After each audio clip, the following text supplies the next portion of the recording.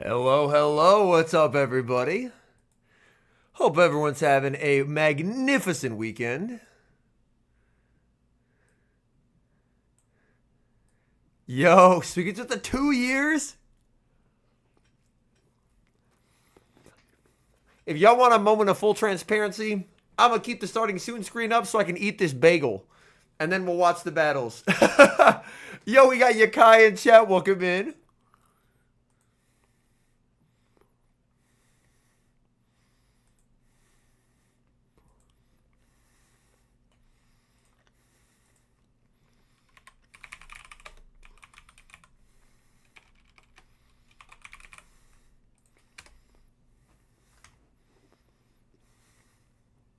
Michael, it will stay up as a VOD, yes.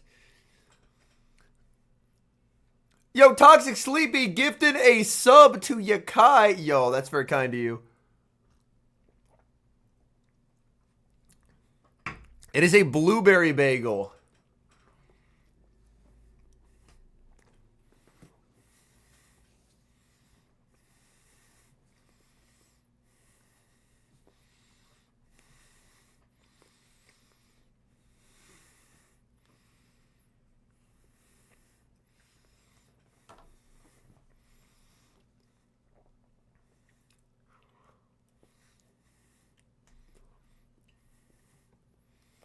Yo, Kelsey with the Prime, much appreciated. Thank you so much.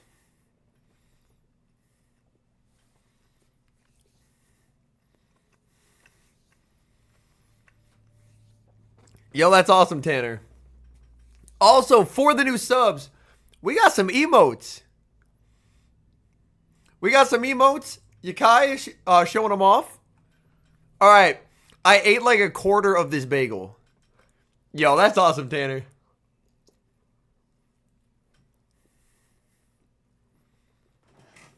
All right, we're up to like a third of the bagel. Yo, Jock's in the house. Let's go.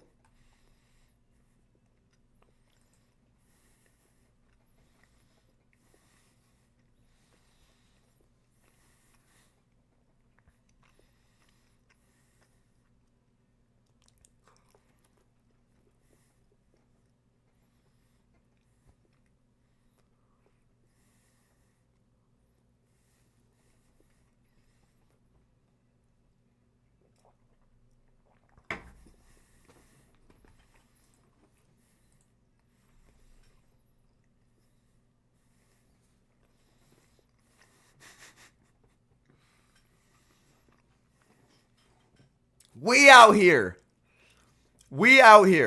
All right. To answer Carl's question, blueberry bagel, plain cream cheese. All right. Let's talk about this usage chart. Number one, unsurprisingly, Galarian Corsola. Anytime Diggersby goes away. Also, we got a hype train on Twitch. Thank you so much, guys. Let me get all these sprays going. So, much appreciated for the hype train. As I mentioned, we got some new emotes over on Twitch. Let me see if I can track him down real quick. We have a Party Toad Scroll. We have a Piplup High, courtesy of our wonderful friend, Mr. Desynced.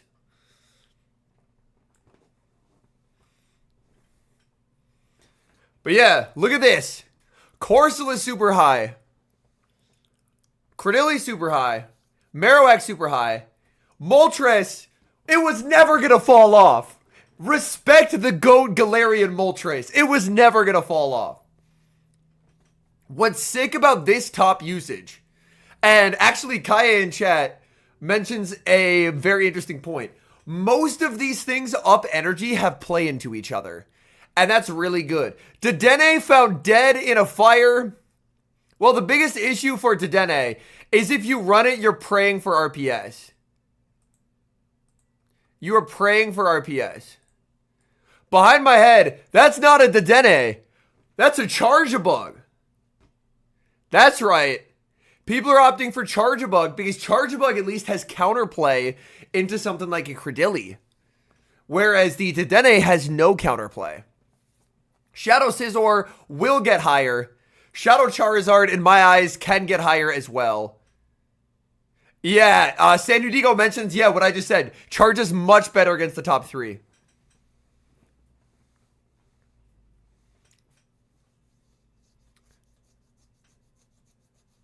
It was sarcasm? Oh, well, that's not a great sign. Like, on paper, though, things have play into each other, which is good.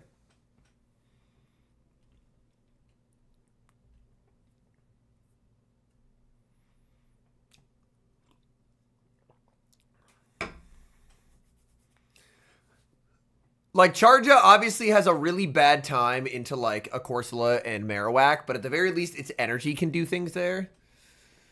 And Credilli, it's not super fun, but at least you can hit for super effective. So if you get, like, up a shield. People tested Togekiss a lot in practice, but people ended up defaulting to Galarian Moltres. Because Galarian Moltres allows you to have a flyer that beats Corsola, whereas if you run Togekiss, you're a flyer that loses to Corsola. So that's why people opted more for the Galarian Moltres, because they can use that flyer slot in a more effective way. All right, let me get some music going.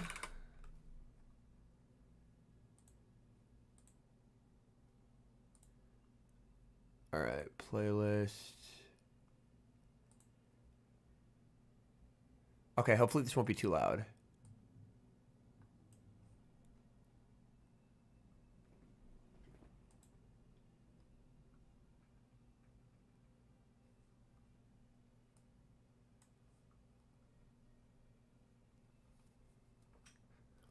Oh, I actually don't think you guys can hear that. I think if I go to this screen, you might be able to hear it. Interesting.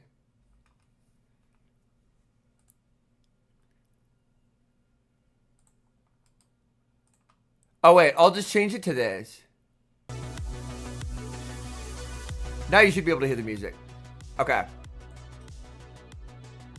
Music should be up for everyone. Okay. Let me know how music volume is. I can adjust it as needed. I turned it down quite a bit, but let me know how music volume is. Music should be up for everyone now. It's good? All right. Also, first time chat from Mar. Welcome in. Clapping cheeks with the 45. Much appreciated. Okay. So Scizor, Zard. Zard's obviously like very feast or famine. Like a good player can run amok with Zard, but things like Corsola being able to neutrally tank a Blast Burn is a bit scary. Yo, we gotta hydrate. All right.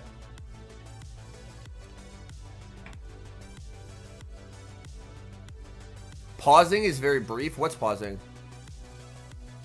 Cutting out on your end? What's cutting out? Hopefully not the audio.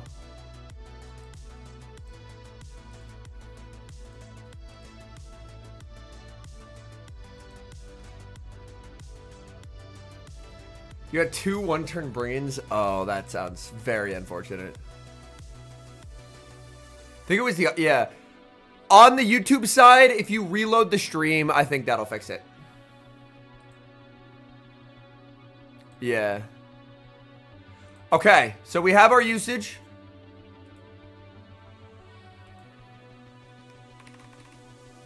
And we have our first match of the day. Lawrence, who has Corsola, Torterra, Credilli, Galarian Moltres. I had to check what that was. Charjabug. Okay, here we go. Oh my... Okay, it looks like we have a sprite issue. I'm going to assume the sprites are wrong and the names are right. Corsola, Torterra, Credilli, Moltres, Charjabug, and Primeape. Okay, so they just reversed the sprites. Off to a great start this season, graphics department. We have a Meowscarada, Dedenne, Charizard, Clodsire, Aurorus, and Corsola. Come on, graphics department! Also, interestingly enough, it's a Dragon Breath Zard. I did see top 12 usage, yes. Dedenne found dead.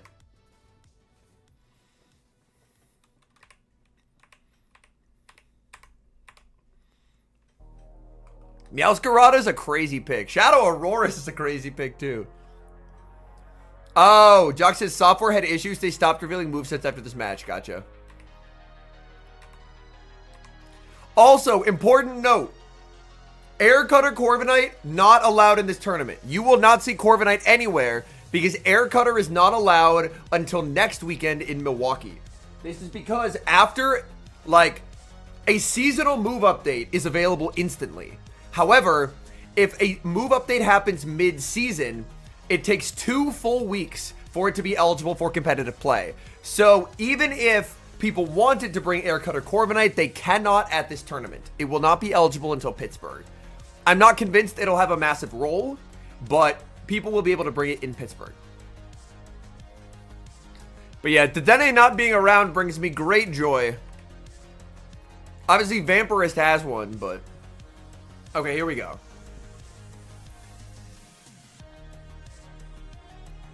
So Meowscarada is a Grass Dark, right? It's probably Leafage, Night/Frenzy, I imagine. Leafage, Night/Frenzy. So Meowscarada is going to be... I mean, it's going to be annoying for the Corsola and the Torterra.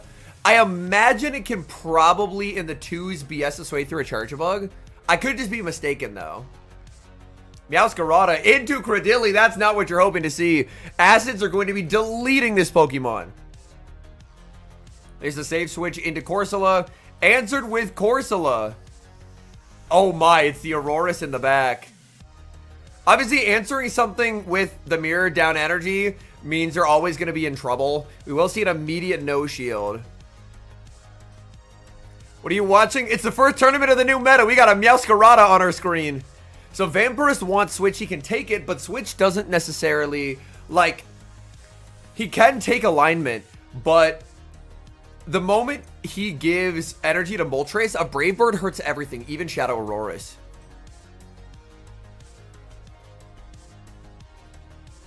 Also running ABA Weak. He ran ABA Weak to the Primeape and wasn't punished.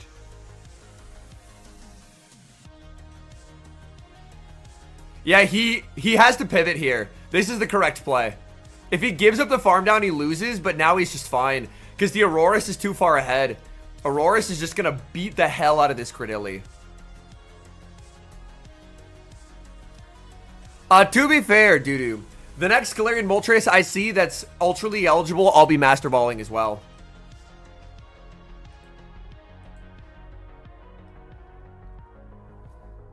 Yeah. Oh my, that Weather Ball damage. Oh no. That Weather Ball damage is criminal. Nah, this is actually criminal activity. Do we see the full farm down here? I mean, Auroras can just cap. Or just get the catch. Oh my goodness, Vamperist. That works too. Oh my god, Aurorus is about to take a life.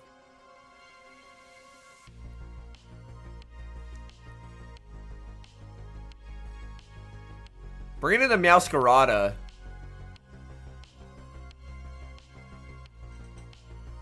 But I mean, Aurorus just KOs. Because the Meowscarada Leafage shit, like, this is... I don't know my damage ranges. I assume this is Weather Ball range. Oh, but there's a Meteor Beam loaded anyway. Yeah.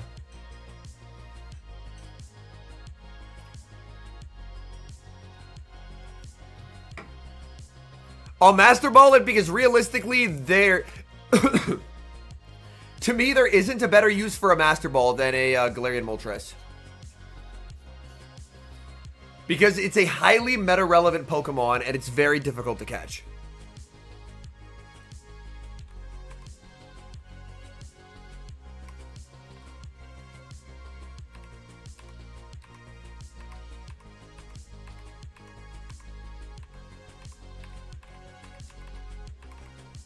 Alright, we got more Corsola fights. Oh my god! The ape in the back.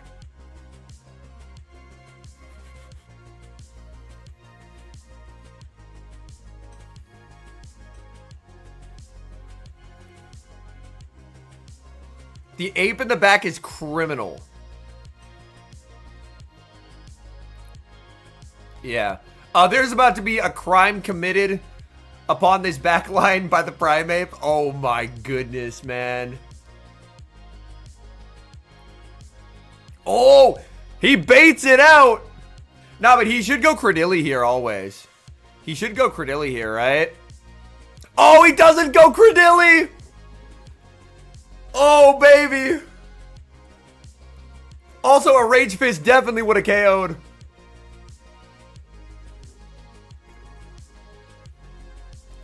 If I got one that was like unplayably bad IVs, I would probably try and trade it.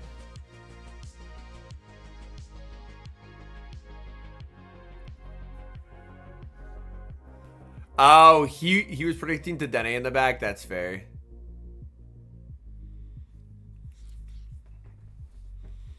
But yeah, this is just... a game has never been more over than this one. Well, he's going to take criminal amounts of damage on the Auroras.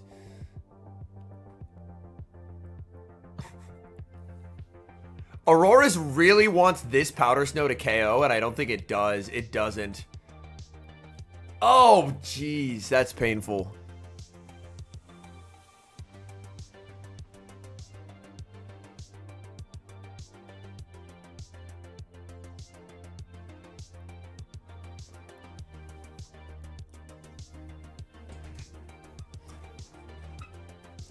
Oh, my. He gets the catch, but he should be able to undercharge this properly. No, you have to hit some bubbles. You got to hit some bubbles. Yeah, you got to hit. There we go. Yeah, you got to hit some bubbles. That's too much of an undercharge. Unless he can farm down. He has to commit to the farm down. Oh, he got it. I was not familiar with the Powder Snow damage from Shadow Auroras. Holy. Beautiful undercharge from Vamperist. I assumed it couldn't farm down, but it could. So those Powder Snows did more than I expected. Yeah, that was a nasty undercharge. That's just absolutely took a life, man. All right, AMindJoke versus Naarveil. I did, Leo, yes.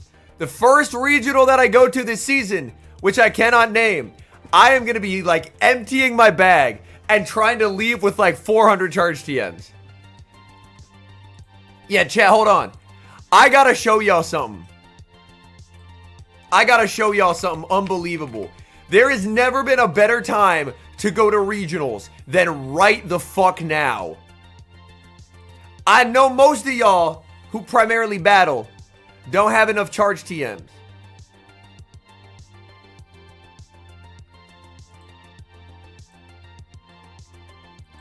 Look at this, man. Hold on.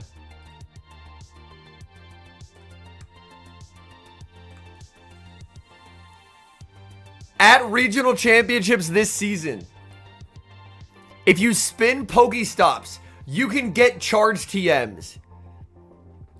Unbelievably good change. Unbelievably good change. Such a good change. Such a good change. You can get charge TMs by spinning stops at regional championships. Such a good change. Because the people who need TMs are the battlers. We're always out of TMs. And this is a way to get TMs to the people who need them the most. Such a good change. Such a good change. Such a good change. Unbelievable. But wait, there's more. Allow me to introduce to you the spawn pool at regionals this season. Piplup, Horsey, Rookie D, Wimpod, Duskull, Togetic, Swablu, Turtonator in the wild. That means you can get good IV Turtonators. Dedenne, Lapras in the wild, which you can get good Lapras, and Jangmo-O. All of these are spawns that you can get at the events. Turtonator is huge. It's so difficult to get Turtonator XLs. And, do you know what days of the week a regional are, chat? Regionals are Saturday and Sunday. Why does this matter? Do you need XLs for one of these Mons? catch them all day Saturday, and then Sunday is the trade day. If you remember, they added it. Extra special trades, cheaper trades, and not only that, 2 guaranteed XLs per trade. So you catch all the Turtonators, whatever you need on Saturday. On Sunday, trade it with people at the venue, 2 XLs per trade. It's unbelievable that there has never been a better time to go to a regional. It is in person at the regionals, yes. For every regional event this season. Unbelievably good changes. If there are spectator passes, yes. Or if you want to compete, you can also compete. Yo, what's up, Memi? We are going through the new spawns at regionals this season, as well as the fact that at regionals this season, charge TMs are dropping from spinning Pokestops. Unbelievably good changes. All right. I'm going to have to resize this now. Nope. Clicking the wrong button. Okay, there we go.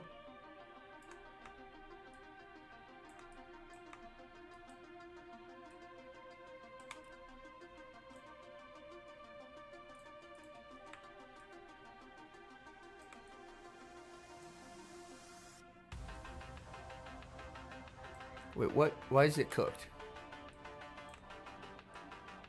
Okay. There we go. All right. AMindJoke. A lot of top 4s. Yeah, Monterey is stacked. Did you guys see the signups? Also, Abanov asks, Henry, will I see you at Pittsburgh? Abanov, I can neither confirm nor deny my attendance at the Pittsburgh Regional Championships.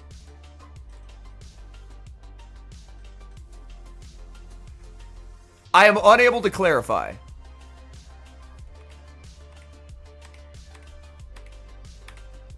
Okay, let's take a look at these teams. Galarian Moltres for AMindJoke. Credilli, I love the Shadow Malamar pick. Really sick. Shadow Steelix as well. Azumarill, Shadow Marowak. And for Naarveil, a Charjabug, Feraligatr, Primeape, Furret, Tinkaton, and Credilli. I will not be competing. At any point this season, I have no plans to compete.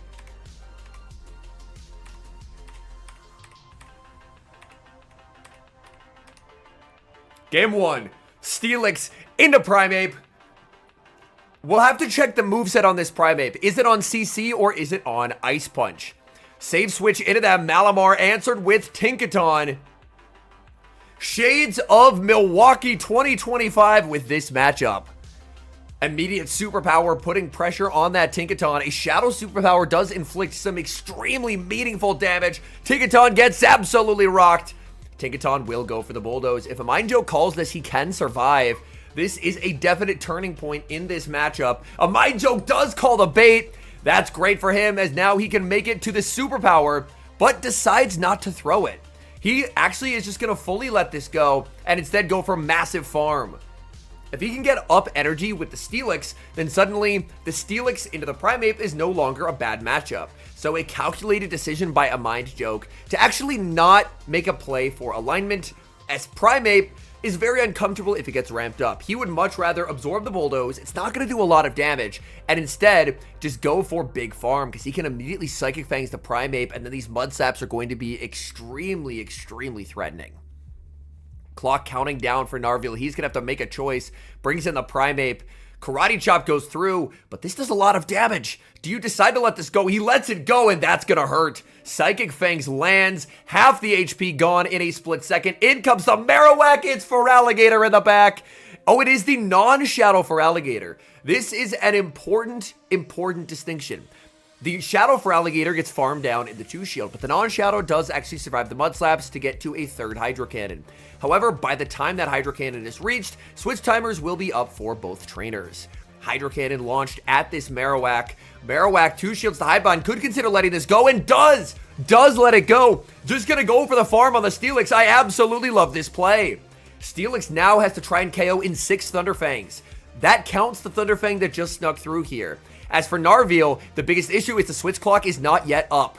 This is gonna be close. No, it actually isn't. That's the full farm down, and that's gonna be curtains for the Primeape. In comes the Primeape, and it's just gonna get completely overwhelmed by the damage from Steelix. Psychic Fangs does get shielded, but Steelix has more where that came from. Rage Fist being launched by the Primeape, all shields now down, but this is a pacing war that Primeape can never hope to win. The residual energy on Steelix, AMindJoke perfectly farming all game, even with never having switch advantage at any time. He's going to take game 1 in decisive fashion. That was gorgeous energy management from AMindJoke. Beautiful, beautiful gameplay there. Recognizing that matchups, at least in a good meta, should not be so dominant that even with energy advantage, you can't flip it. And he knows Steelix can just beat Primeape if it's up energy, so he just always plays the Steelix energy both times, and he takes it. Very nicely done by AMindJoke.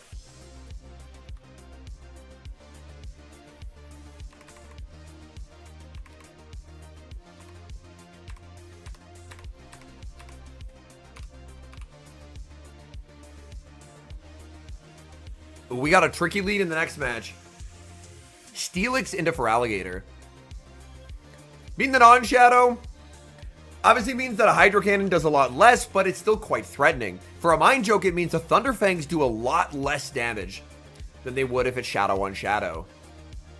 Feraligatr choosing to stay is interesting. Psychic Fangs would not knock out, so I like the decision to go for the crunch. Naarveil may try and call this and survive to make it to the Hydro, but no, Naarveil predicts the crunch and is actually going to put up the shield. Naarveil looks like waited the turn, then throws the Shadow Claw as Hydro into the Steelix. AMindJoke double shielding this Steelix. And now we see the save switch into Furret. Furret going to be immediately debuffed. If Furret's able to get ramped up, things could get slightly uncomfortable. Naarveil is never going to shield this because he knows it can only be a Psychic Fangs. But suddenly, this clarifies the matchup a lot for the Shadow Malamar. A Shadow Malamar really likes to be able to farm something into a range where it can knock it out with a foul play and not exit debuffed. So the Trailblaze is going to connect. That's some pretty sizable damage. Furret does still have the shield to hide behind, but for Malamar, Malamar will now easily KO with this foul play, and Naarveil has to decide, is it worth the final shield? Naarveil says yes. Naarveil will not be able to get a farm down here, as Malamar should make it to another move, and that's going to force energy from this Furret. The Furret is already boosted, so Sucker Punches will inflict quite a lot of damage, but the Shadow Marowak is looking pretty scary in the back. Furret will desperately need to try and get to a move. Furret does have residual energy, though. In comes the Steelix. Steelix just looking to absorb this energy. Farming down. Ooh, banks the body slam. Switches out into the Tinkaton. Tinkaton immediately hit with the Psychic Fangs. This desyncs the switch timers, but in the zero shield, that's significantly less punishing. And now with that debuff applied, in comes Shadow Marowak. The issue now for Naarveil is going to need to throw the body slam at the Marowak, because Tinkaton cannot do enough damage into this Marowak to potentially set up a farm down. I mean, the Furret's just simply too low. So AMindJoke just gets to fully farm down, back-to-back Bone Clubs. The Furret has a move, but the moment the Furret throws that move and wins charge tech priority, the game is over because now there's no way to KO the Steelix. So, even though this energy does get denied, for AMindJoke, this is still fine, because Steelix will be able to take home the win. As Steelix gets the farm down of the Furret, in comes Feraligatr. There's just no energy anywhere. Shadow Steelix Masterclass from AMindJoke. That's going to be a 2-0 win. That looked like a pretty comfortable win at that.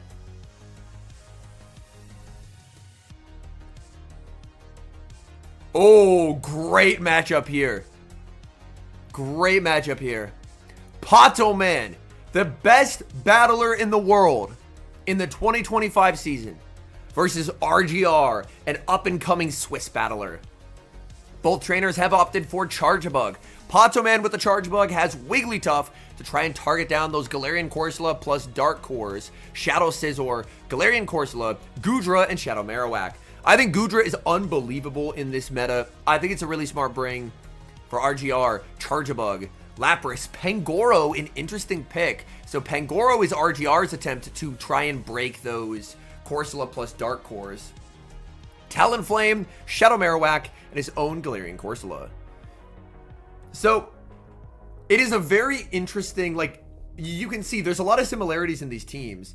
But, oh my goodness, what just happened on Twitch? Toxic with 10 gifties? Oh, you are too kind, Toxic. Gifting to Mutsdaya, A Little Cheeky, Mola, Matt, K-Jacker, Infamous Gonzalo, Mary, Exo Silva, Cybrin, Ron Camp Jackson. Yo, if you just got a gifted sub, don't forget to say thank you to Toxic Sleepy. Holy, you are too kind. Thank you so much for supporting the content. Seriously does mean the world. I hope you guys enjoy the new emotes. We got some Twitch emotes. I feel like that definitely deserves a party toad. We have some new emotes courtesy of our good pal Desync. We'll have more emotes coming soon as well. But yeah, so this is a very interesting look at two trainers with very, very similar teams. Where obviously they are opting for different Pokemon to try and core break those Corsola plus Moltres cores, where Pangoro breaks Corsola Moltres, and so does the Wigglytuff. Obviously, Pato has an advantage, seeing that his Wigglytuff beats the hell out of Pangoro. Yo, what's up, Suvo? What's up, Sep? Welcome in.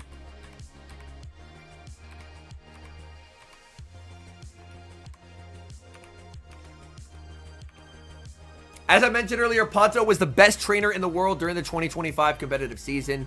His results speak for themselves. 1 EUIC, 3rd at NAIC, and then 2nd at Worlds. Just unbelievable consistency. Game 1 begins. We have, a shiny Pangoro, and that's going to be led into Goodra. Goodra does actually have a pacing advantage here, getting to the Aqua Tail in only 9 turns, so able to outpace the close combat. RGR threatens the close combat, going to go for a Night Slash bait. However, PtoMan, thinking about it, calls the bait. Savage call from PtoMan. PtoMan now going to go for the Aqua Tail. Aqua Tail does not knock out. Thunder Punch wouldn't KO either, so Pangoro very happy to no shield. Aqua Tail connects. Pangoro now deep into the red. In comes the Marowak, catching that Night Slash, and the Mud Slap went through. If the Pangoro survived, it's not going to be by much. Pangoro does survive on 1 HP. In comes Talonflame. And for PtoMan, considering he has Wigglytuff in the back, has to be pretty happy to see this Pokemon here. Wouldn't be surprised to see a Bone Club. There is the Bone Club bait. RGR immediately putting up the shield. Does RGR decide to undertap here to try and prevent both shields from being pulled? RGR is going to do exactly that. That is the counterplay here. Undertapping to prevent PtoMan, who is only 1 off the rock slide, from forcing that final shield. You may notice RGR swipes his bubbles in a very atypical way. That is by design. RGR is trying to, in case for whatever reason his opponent is able to see his hands, he won't know what move he's hitting. So that's why he intentionally does his bubbles in a very unusual way. Goodra just so fast, very close to 2 Aqua Tails. RGR now in a difficult spot where he's forced to concede the Talonflame. And that's great news for that Wigglytuff in the back. We both see simultaneous 0-turn switch outs. Wigglytuff into the Marowak. Marowak will strike first, going for the Bone Club. Immediate shield from PtoMan. Charm does significantly less damage this season, but is better energy generation. So that's actually a big plus for the Wigglytuff, who is just trying to slow the roll of the Marowak with non-stop icy winds. The fact that Goodra is so close to an Aqua Tail as well is a big plus for PtoMan, because PtoMan has now debuffed this Marowak. Marowak kind of needs to try and double up. Marowak will go for the harder hitting Rock Slide. This season, Rock Slide does do more damage than a Bone Club, so this is a correct play to go for. The Rock Slide is going to land. Unfortunately, can't get the farm down. The Swift by the Wigglytuff is reached. 1 HP on that Wigglytuff, KOing the Marowak. And then there's still that Goodra. And Goodra should be able to just farm down everything. In comes Pangoro. That gets farmed down. In comes Talonflame. And there is the Aqua Tail. Goodra just too spammy. Oh my goodness. The pacing on this Mon is unreal. Down goes Talon. That's going to be a game 1 win for PtoMan.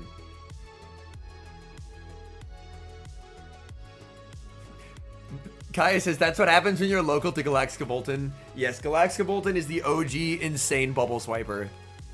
I believe Galax is competing in this tournament as well. We'll have to see if he brought his superior once again. Oh, Wigglytuff into Galarian Corsola. Save switch into the Marowak. Pato. Ooh, banks energy. Makes a nice catch onto that Corsola. Corsola does a great, like, especially if it's a high rank Galarian Corsola, does a great job at handling Marowak. Corsola makes Marowak's life exceedingly uncomfortable because most of the time Marowak wants to be able to farm something into a range where it can knock out with 1 or 2 moves, and it kind of can't do that with the Corsola. Like, Corsola will be able to shake off this Bone Club. It's still very healthy, and now Corsola just can look to throw 1 before the double up. Yep, there it is. Perfectly done by PtoMan. If he waits till the double up, it becomes a charge attack priority tie. Kaplan, the venue stops, yes.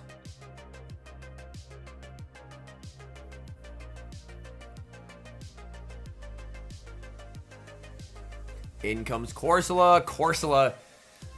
This is tough. He decides to let it go.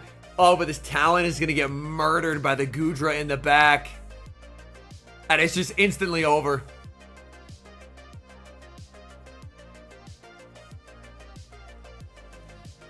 Goodra's just too good into Talon, yeah. RGR knows. Unfortunately, that's a game that was over. It was over, like, on lock-in, basically. There just isn't a way out here. He was hoping to lure out the Goodra with the Marowak save swap, but it didn't. It just was met with the Corsola. That's very unfortunate for RGR. Doesn't get DRE. Dragon Breath KOs.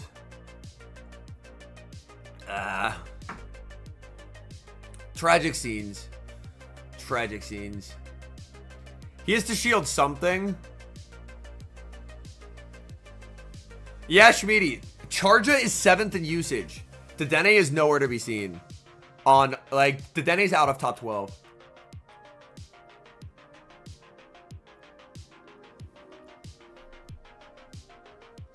I'm sure you would like Galax's team so much. Uh-oh.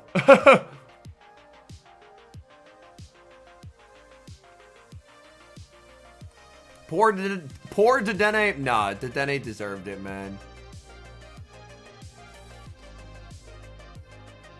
Dedenne deserved it. Oh, we went too far. Galaxkobolten. Is that a Bastiodon? No, Galax. No.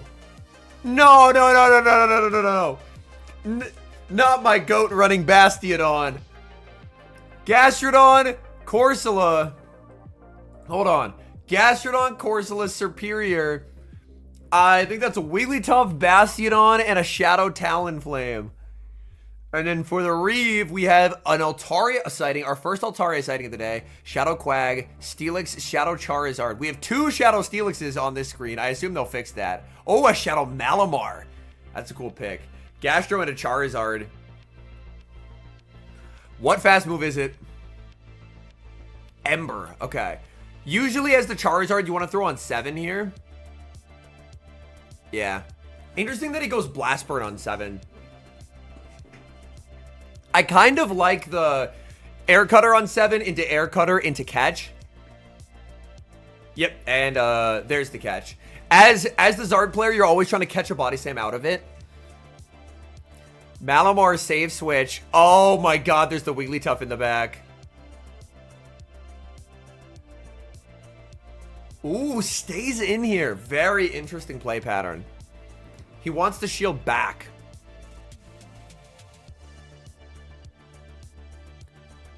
And he doesn't want to have the Wigglytuff locked. Interesting. Hello, Spadoid.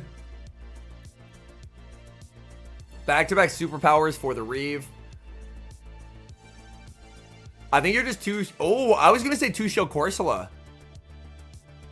Oh, no! Disaster! The superpower catch onto the Corsola. Say it ain't so. Oh, no. Devastation. Not throwing the Psywave first ends up backfiring spectacularly. Oh, no. Oh, no, my goodness. Debuffed and double resisted. Oh, my goodness. Call an ambulance for the Reeve immediately. That's devastating. Yo, Michael says, hey, Henry, making dinner here in the UK. You're great watch as always. Yo, thank you, Michael. I hope you have a wonderful dinner. Oh, oh my goodness. My heart feels like I'm in physical pain. Physical pain. Oh my. That's devastating. And you just switch to force the blast burn. Does the Reeve still win this? I think he can get to an air cutter, can he not? Oh, the Reeve still won it. The Reeve still won it. Charizard too good. Charizard too good. Wow. Yo, Zard really might be the GOAT. The best to ever do it. Leading Zard into a team that has a Basti is huge aura. That's insane aura from the Reeve. He had his move caught, and he said, nah, bro. Didn't even matter.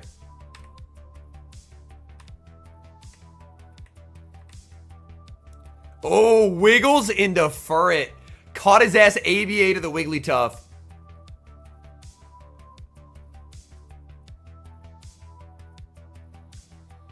I don't know the sauce for how to play as Furret in this matchup. I would assume you're blazing into Swift, but... I would assume at these tournaments, with what is popular, people are going... Well... I guess with no Corv in this tourney, and with Togekiss falling off a cliff competitively, that it would... DB could actually be viable. I was assuming Ember just for what it hit for super effective, but...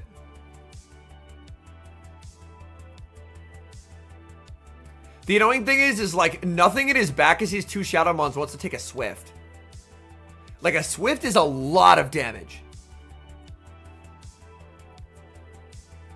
Like, look at that. That's half of a Zard gone instantly. Mala's gonna have to put the team on his back. I saw the Ember go through, Gobs. It went through on a Galaxis screen, at least.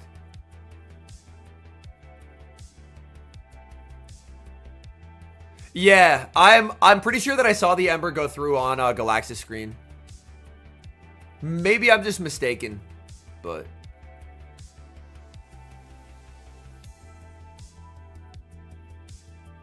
Getting the shield and keeping Gastro healthy is very smart here. Yo, what's up, Jody? Welcome in.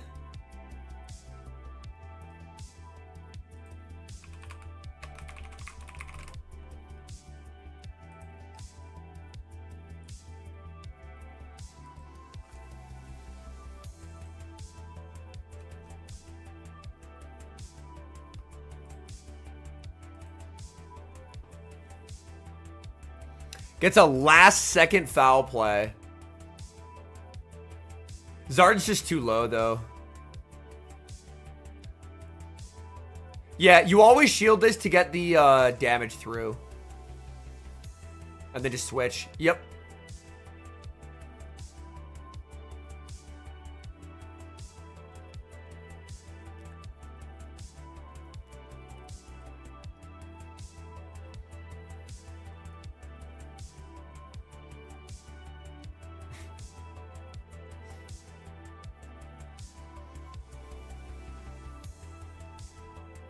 The next regional is next weekend, Pittsburgh.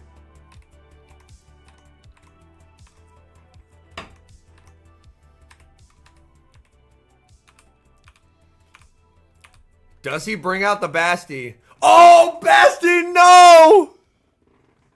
Oh my god, this is about to be the most RPS game in history. Furret's gotta lock in so severely and win swap. But even if it does, Serp up a shield just sweeps. This game should be over. This game should be over. Oh my god. Catch on Malamar? Oh, that's depressing. Show it to me.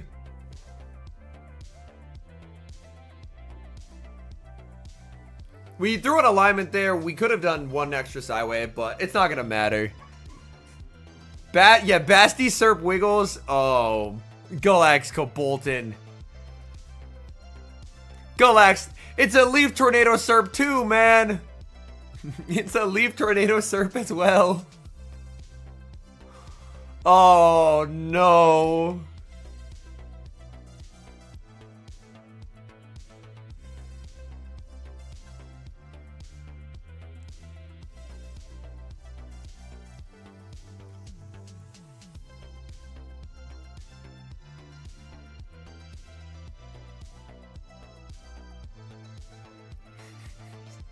He's just shaking his head. He's like, you gotta be kidding me, man. You gotta be kidding me. Oh, you can see his soul detached from his body. He is going through it right now. He's like, not like this, bro, please. Not like this. Yo, what's up, Silvio? Hope you're having a wonderful day. Cleaning the house? Let's go. Oh, my goodness. He goes for the Swift. Yeah, this is the definition of a tough watch, Erica. This is the definition of a tough watch. Oh no. And he just shields everything. Oh my goodness, man. Oh no. Oh no. Oh my goodness. Send immediate medical attention to this Quagsire, man. He leave tornadoes in as well. He just lets it go. He's like, what can I do, dude? What can I do? Oh no.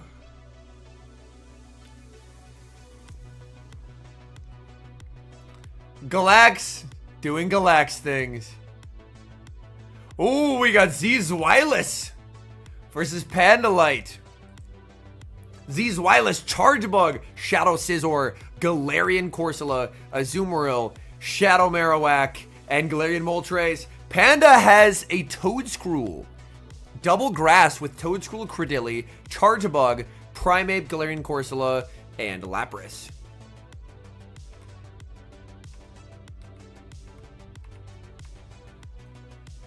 Yes, but wait, Charja is 7th in usage. And Dedenne is nowhere to be seen. Oh, it's a Shadow Charja!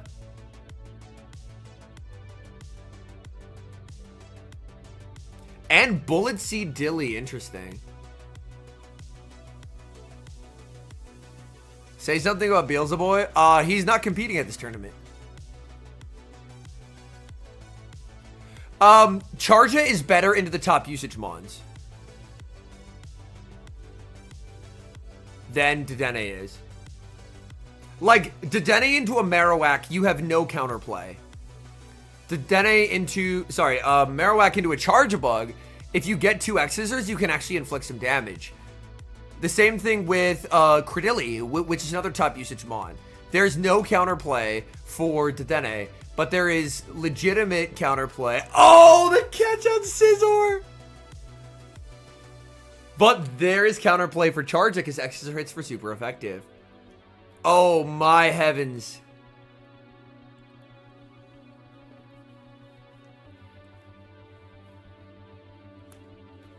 So far we've seen all Volt Switch, yes. The buff to Volt Switch this season also helps it overcome the fact that Discharge is the worst move in the game.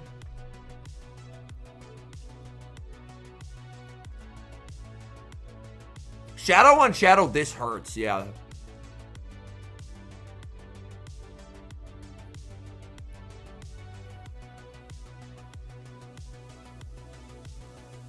Forces a Simul. The issue is to charge it into Lapras, and the Corsola is pretty close to a move. There is a Rock Tomb available, but this is going to be really awkward.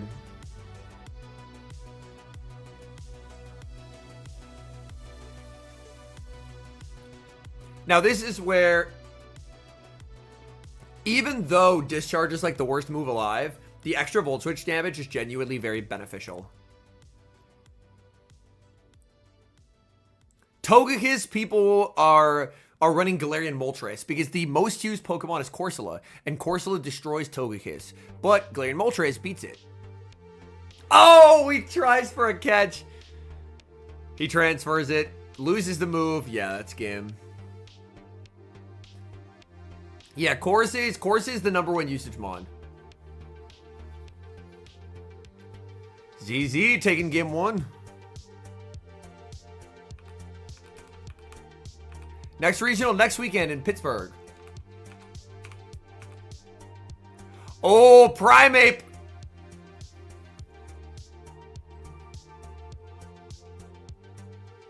Toadscrew.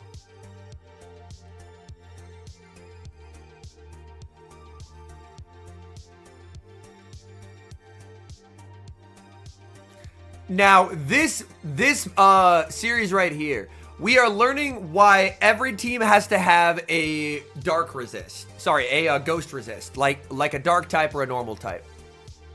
Because if you don't have a ghost resist, Galarian Moltres, like Galarian Corsola, is going to just run through your team, and it's going to be safe switched every single time.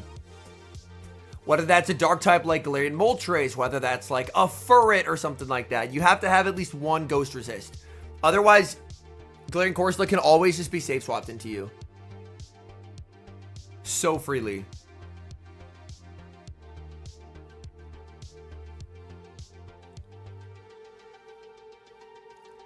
Ooh, being down energy is bad here. Because you just get outpaced. Ah, that's unfortunate, Spadoid. That shouldn't have been a cap tie.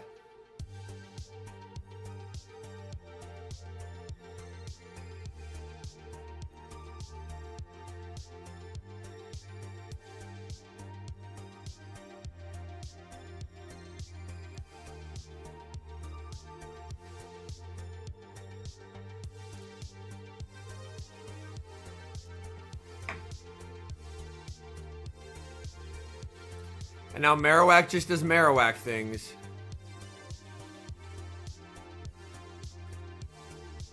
Does he call it? Oh my! Oh, goodness gracious me.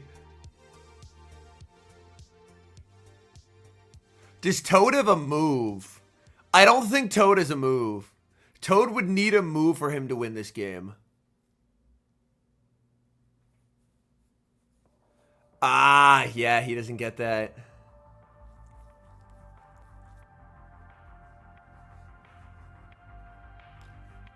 Corsola has fast move damage. Like, the reason why people ran Clops was anytime Diggersby is good, Corsola is not as good.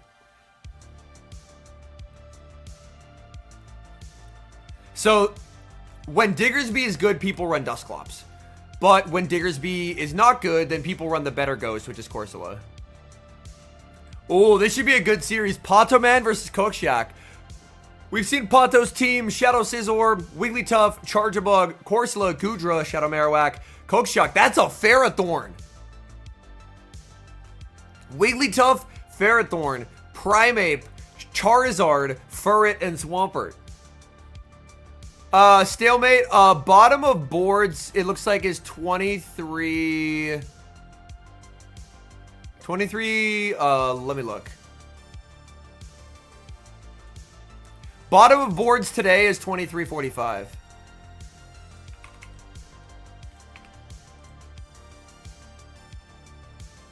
I think with what's good, I think Diggersby is a difficult bring.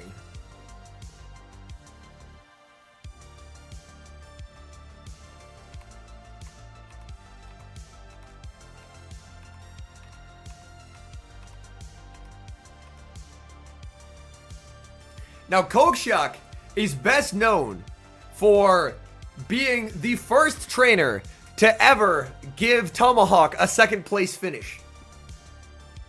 Kooshak won, I think it was Warsaw 2022 with Victini defeating Mr. Farid. And Pato, obviously, we know, best player in the world last season.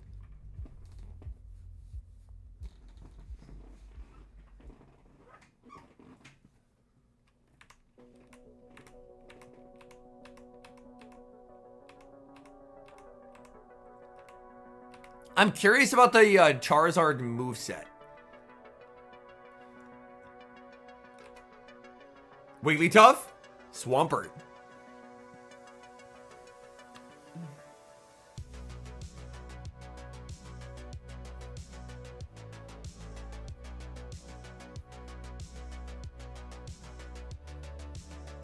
It's Ember? Okay.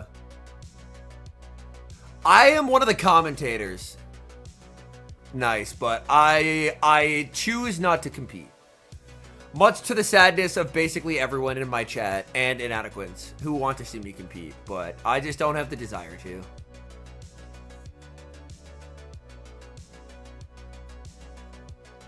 It is open team sheets, yes.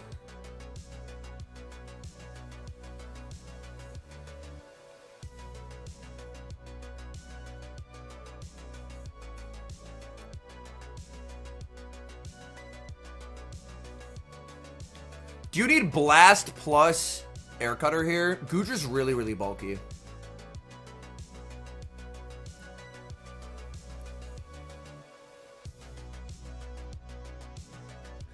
I'm a bit surprised to see the first one be a burn, but I guess...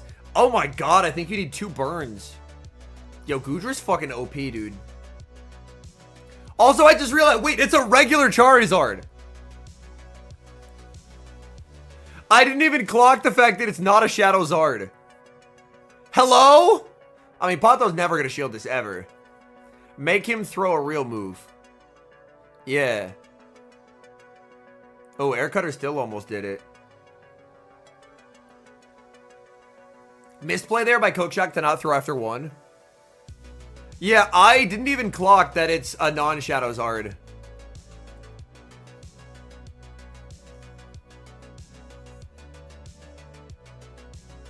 Great timing by Pato.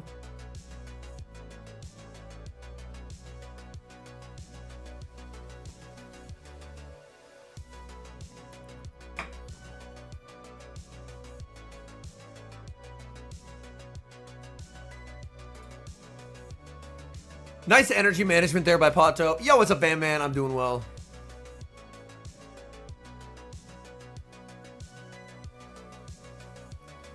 This just doesn't KO Charjabug. Yeah, Goodra is insane, Spadoid. Like, in a meta where a lot of things can feel like... I think it's one of the more neutral things you can pick.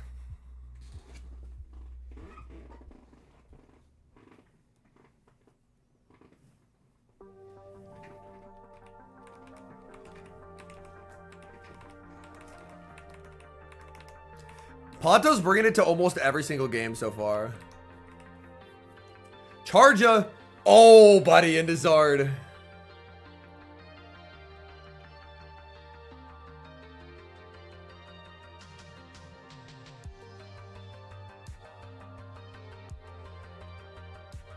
Bluffing a Blast Burn, getting a shield from Pato.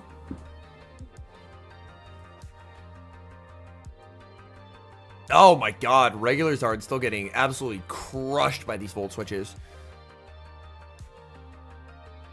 Just gonna full sack it. Oh, that Scizor in the back is gonna eat. Oh my god, the game's over. He just doesn't know it yet. And the reason he overfarms there is he knows that a Hydro won't knock him out yet. Volt Switch got buffed this season, Terra.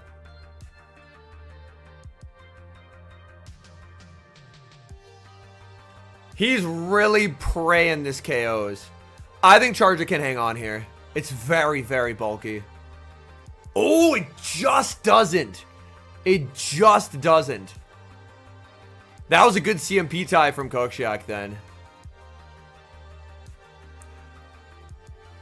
Wiggles into Scizor endgame. Uh-oh. Why Ferrothorn? Asking the real questions. I don't know why Ferrothorn either. Oh, buddy. Yeah. Pato knew.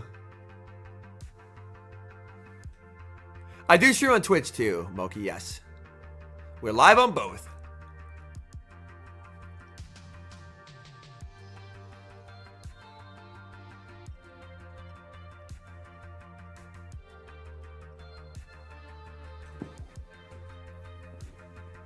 All right, winners finals is day 2.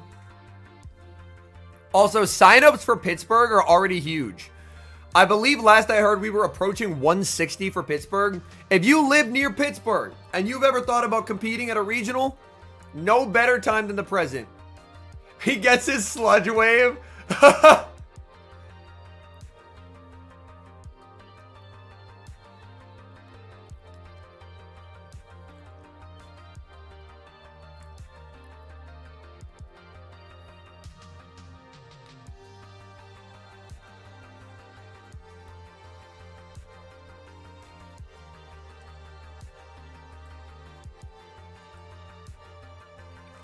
Oh, here we go. The Giratina man. He brought Giratina. And not the handsome purified one that just got banned.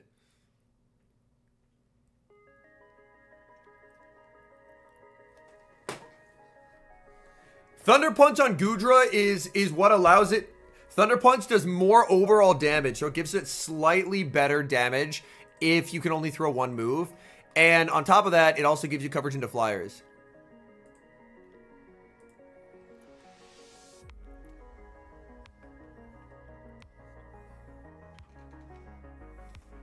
I gotta show y'all something real quick.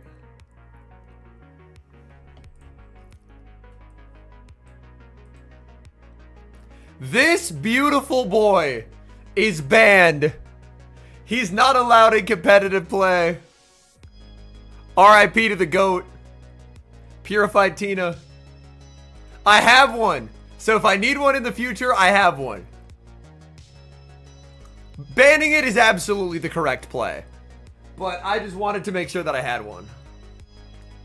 Why they banned the Purify one? Because you can't get it without some scuffed TOS stuff. The only way you can get it is by making an alt account. And that is why it's banned. Because you need to make an alt account, get the research, and then you have to purify the Tina when you're level 15 or below, because it purifies to your level, and then trade it. And that is why it is banned. Because having alt accounts is technically against TOS. Alright. AMindJoke versus Inadequance. Galarian Moltres, Credilli, Shadow Malamar, Shadow Steelix, Azumarill, Shadow Marowak, and for Inadequance, Shadow Giratina, Shadow Talonflame, Blastoise, Shadow Scizor, Wigglytuff, and Gastrodon. We're locking in game number 1, AMindJoke versus Inadequance, Shadow Talonflame into the Marowak. This is a matchup where Shadow Talonflame is very scary, incinerates, will shred, save switch into Azumarill. Uh-oh. Azumarill's about to get hit with Blastoise. Blastoise does such a great job at shutting down Azumarill. Inadequance taking a 2 incinerate advantage on the Talon before switching, giving Azumarill a healthy energy head start. But if you look across the team, this is the only resistance to fire on AMindJoke's team. My account is not going to get banned, Kaiju. No one is getting banned for having an alt account. You can't get the rocket research anymore. It ended September 2nd. Interesting. I did not know that.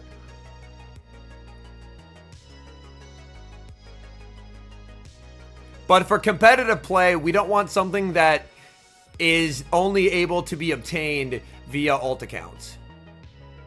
So that's why it is banned from competitive play. Yeah. Yeah, Blastoise, even with Azu getting a big energy head start, Blastoise is just so fine. And that's the correct play. Oh, buddy. Get ready to learn Flame Charge. God damn. Oh, buddy. Get ready to... Holy shit. Look at these incinerates. And notice how he didn't throw... Look at that. He didn't throw flame charge a second time, which is smart. Because if you double flame charge, you absolutely fuck your residuals. You absolutely fuck your residuals.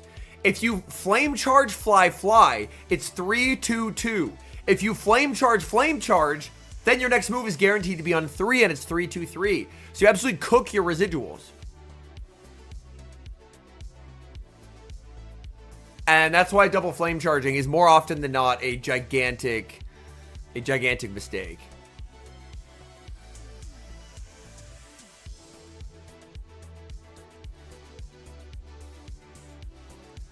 And he just still has a shield to hide behind, so he's in a very nice spot.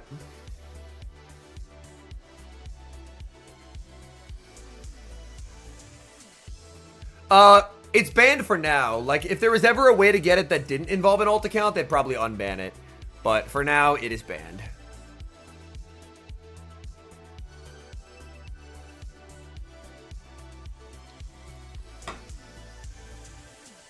And Adequance, taking game 1, not bringing the Giratina. I don't think Shadow Giratina, I think, is not an immense fan of the rework. Because it lost its cheapest move. And Shadow Sneak and Ancient Power are really buns. Like, they're so buns, man. They're so buns.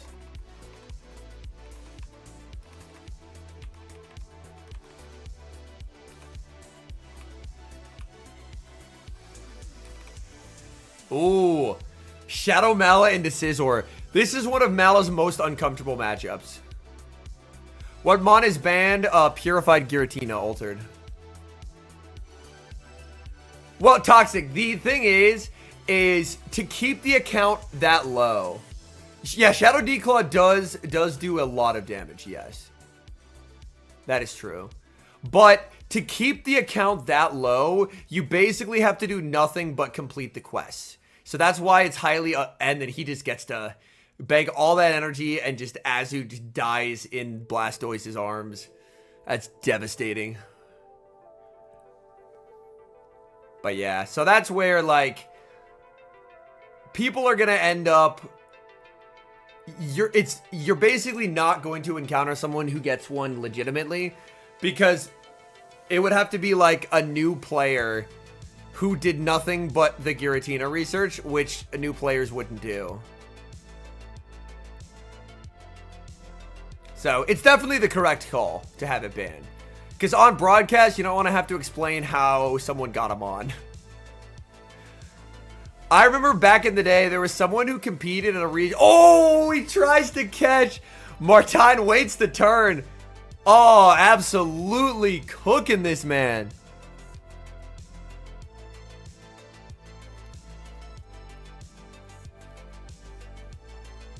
eBay? Well, I have never eBayed him on, and I never will.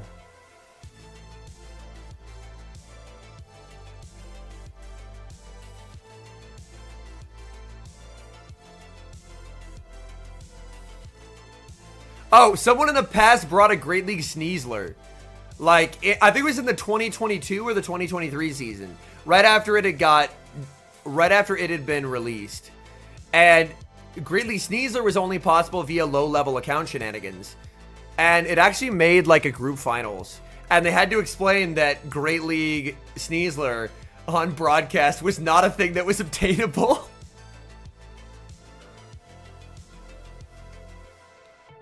Which is unfortunate. I don't remember who brought it, but someone brought it.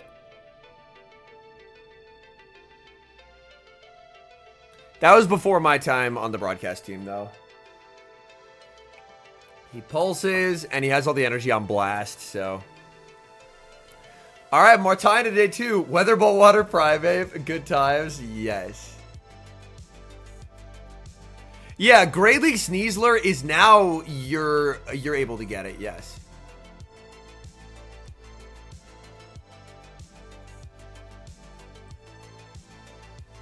The fish! Oh my god. If it's Spark, we are canceling this man. If it's Water Gun, Giga Chad. Surely it's Water Gun. There's no earthly way he would bring a Spark Lantern to a tournament. Alright, we've seen ZZ before. Charja, Shadow Scizor, Corsola, Azu, Shadow Marowak, Moltres.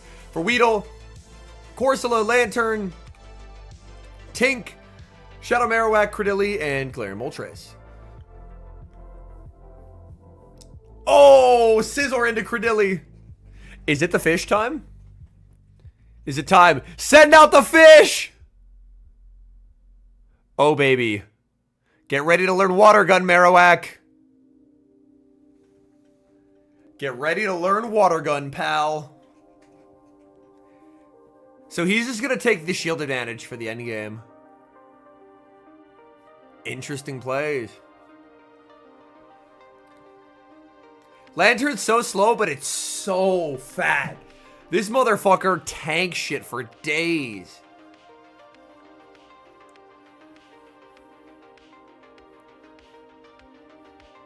This farm's going to be so devastating. Oh, he's baiting. He's thinking about calling it.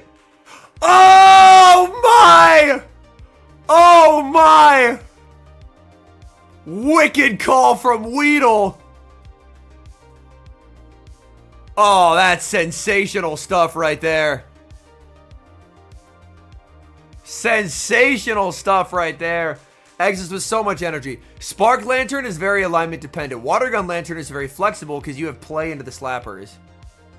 Oh, did you see him wait a turn to let the Volt Switch land? God, that's so well played. Do you throw one and then switch here? Oh, he predicts the switch out, but he stays. Yep, you throw one in case he tries to predict it. And now he has to shield, and then you can bring in the Credilli. God, yes! Weedle's making all the right calls. Let's fucking go. Let's fucking go, baby. Oh my God.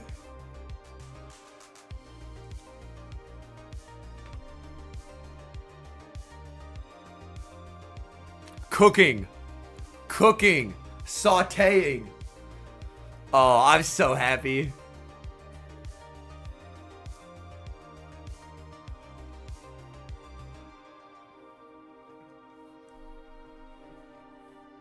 Yeah.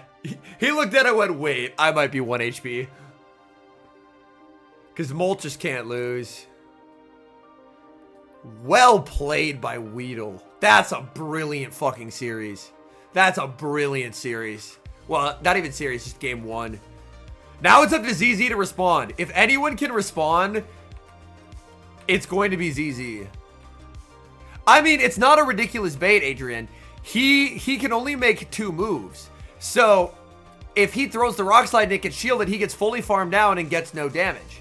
So, it's not a ridiculous bait at all. The bait makes perfect sense. Scizor and a Molt. Good lead for Weedle. We got Charja and Credilli into, like, okay. Charja's energy could get really annoying for Weedle. Like, if ZZ's ever able to get, like, Charja energy, that could get uncomfortable.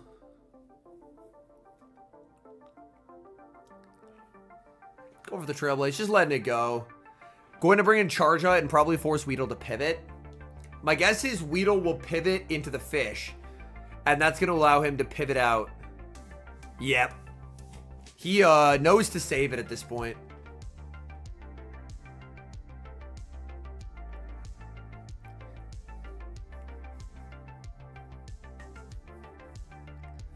I think this is a decently safe prediction from ZZ of saying that he doesn't think it's Marrow because that would be really ABA to Azu. So that's why he ends up saving Charja. He's banking on Charja energy being good.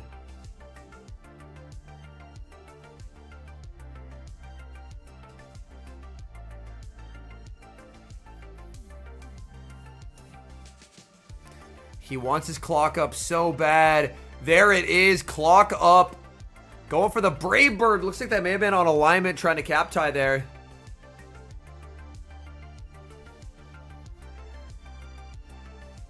But now, oh, now these X-Scissors are about to just destroy this thing. I don't think it's making a move here, right? The X scissors do too much. That's going to be really close. Yeah, you got to cap tie and hope it KOs. I think it just will. I think it just will. Wow. Oh, so well played. So well played. There's the answer we were talking about. There's the answer we were talking about. Brilliant from ZZ. Volt switch buff win, yes. Now it's on Weedle to respond. Whoever has one lead has lost the game so far. Marowak, Moltres. Great lead for Weedle. ZZ throws a mud slap, safe switches in a charge bug, answered with the Credilli. It is the fish in the back. I honestly haven't done the Sims into the new Shadowmons yet. Fish absolutely, like, if it ends up Fish into Scizor, Fish absolutely shits on Scizor as long as Fish hasn't taken any damage. Because you can land the Trailblaze, but you can never, ever, like, farm it down. And that's part of why Fish was so good in, like, last season's meta towards the end. He went ABA into Molt, but, I mean, Sizz can do fine enough. But the awkward thing is this Dilly energy goes everywhere. You don't have a good outlet for this energy. And Weedle, I don't think, has to bait.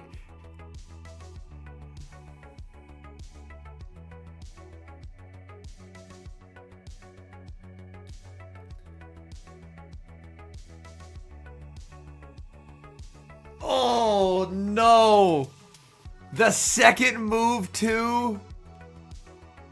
God, that sucks. Oh, that is unfun. That is unfun.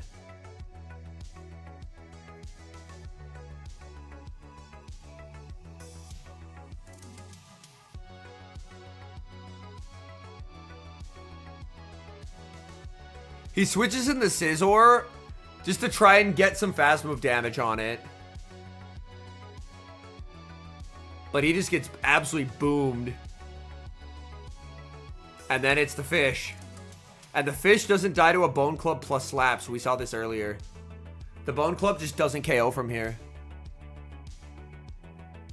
Yeah, it's a huge tournament, Gonzalo. But yeah, this just doesn't KO. The Fish is too bulky. And the slap after this doesn't KO either. The Fish! Weedle today, too.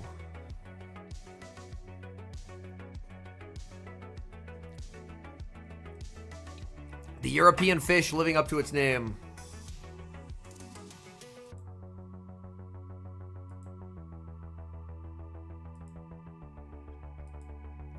Winners semis.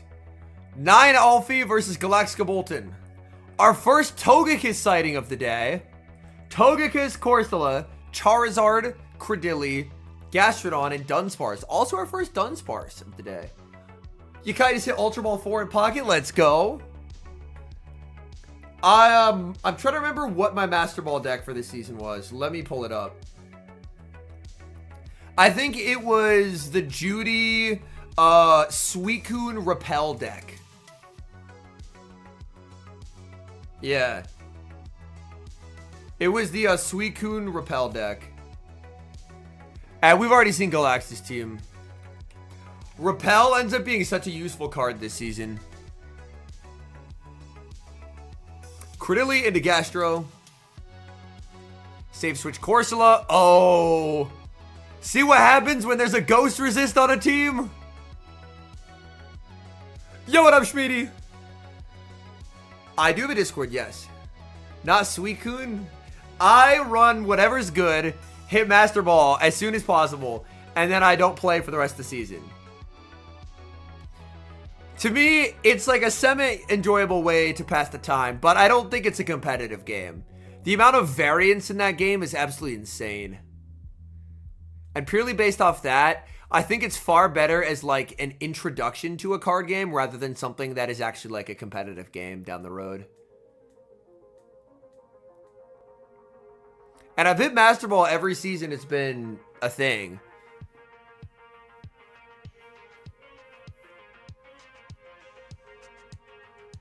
So I don't feel my opinion is an uneducated one. This is a good cap tie from Alfie. Seeing that I've played the game a lot.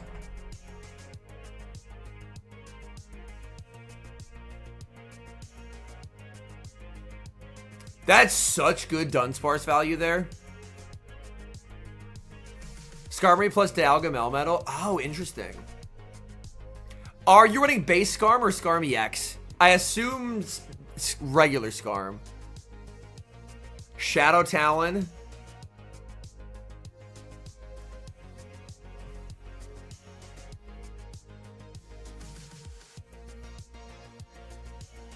I forgot that this is also the first Shadow Talon tourney.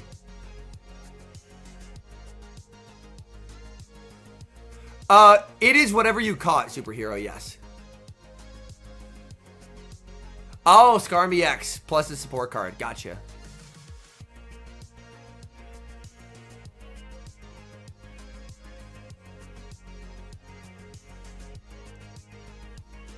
Yeah, Leafeon Flareon was a pretty cool deck. I unfortunately never had a Flareon. Body Slam could KO, but obviously not everyone's going to know their Shadow Talon exactly. It does. I believe it comes from the Flying Grunt superhero. If someone can confirm for me, that'd be amazing. What grunt it comes from. But I believe it's the Flying Grunt. Female Flying Grunt? Okay, thank you.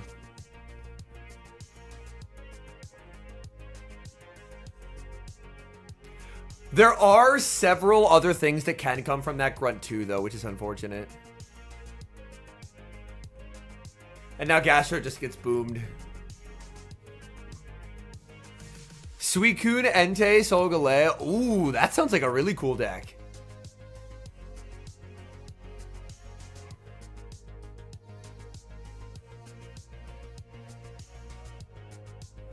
Oh no, superhero, that's unfortunate.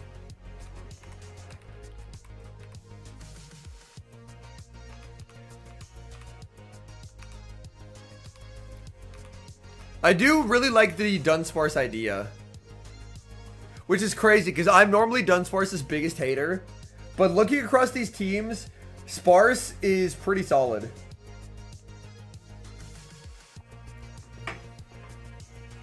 Jumpluff, Ori, Zangoose, Puku, Muku. Oh, yeah, because I'm trying to remember. Jumpluff has...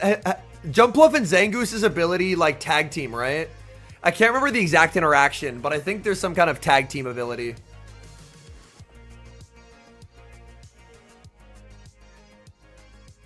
Alright, we get just the pure Simo and Zeros. Oh my god. They both have Fire Flyers and then a Grass. He brings in... Ooh. It's over. Ah, that's what it is. Thank you, Steve. Hisui Typhlosion better than Skeleturge? Skeleturge is probably better. Hisui Typhlosion is just very fun. Yeah, Serp in the back is crying itself to sleep. Goes for Flame Charge, but it's just...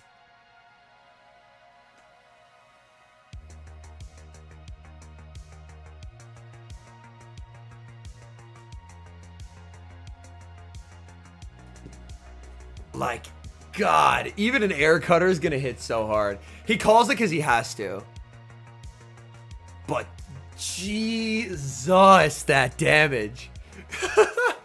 I love Zard. Zard is so sick.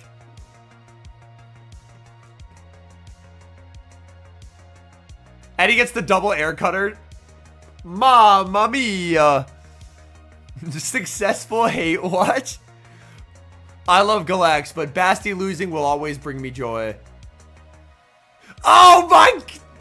You didn't have to do that. He has all grass moves. He has all grass moves. You ain't have to treat him like that.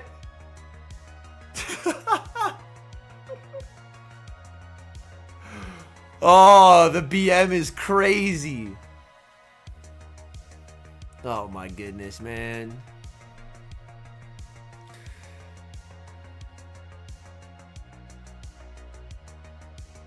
Blasty B time. Yeah. Zard. Wow, I love Charizard.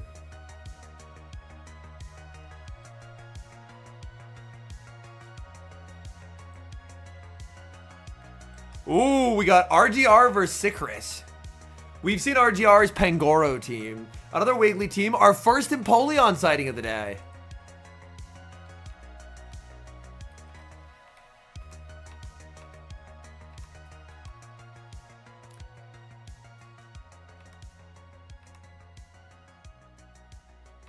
Yeah, dancing around this panda is going to be really fucking awkward.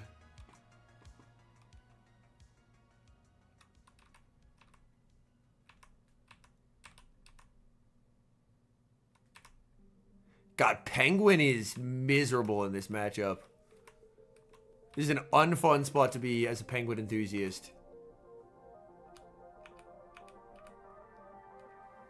Panda, Gastro.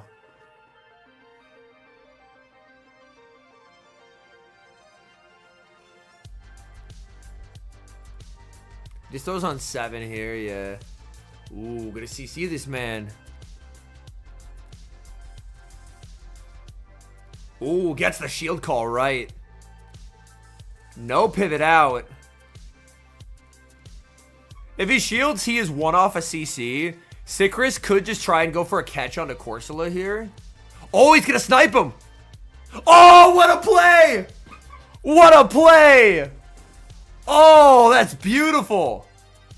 That's better than a CC catch. Just snipes down that panda. Panda instantly gone. Oh, that's a great decision to take advantage of the 0-turn switch that was available. Cue the switch and snipe it down, denying that CC. Really nice play. Really, really nice play. Panda didn't know what hit it, man. Holy sh... That thing was like 40% health, but -2. And just dies instantly.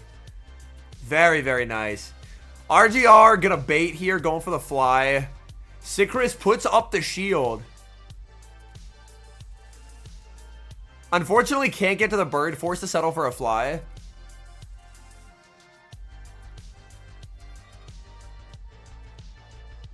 They already have 4 Astonishes of energy. In comes the Lapras. Lapras is to try and Psywave it into range. Suicune, yo, it's a bot shot. Suicune Gyarados deck. Oh, are you running the with like the fishing net and then the Gyarados that does more damage if you like discard cards? Are you talking about that Gyarados? I haven't played it myself, but I've watched someone play it, and that deck did look very fun. Gastro, I think, was 1 off a move. Oh, nice, yeah. One of my Factions teammates, Kat, was streaming that deck, so we got to watch her play it, and it did seem like a pretty fun deck. Catch here? Yeah. We have not seen any Gyarados, no. There's been... Dedenne is basically gone, J-Hodge, but a huge amount of Charjabug. And he just gets that farm down and takes it. Well played by RGR. Crobat, yeah. Crobat, if you can get it up, is so deadly. But obviously, that's the tricky part, is like, you have to get... It feels Rampardos-esque, where like, if you get your combo, you're just winning turn 2. But... Or, you're like... Turn, yeah, y'all know what I'm saying, turn 3. But if you don't get it up for a while, then you really struggle. So, as with most things in Pockets, it's down to variance. There are correct plays to make, but there are some games that you just can't do. Oh, Panda into Corsola.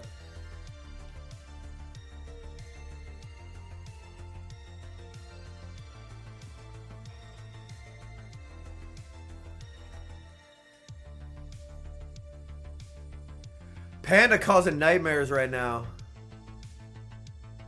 Under taps?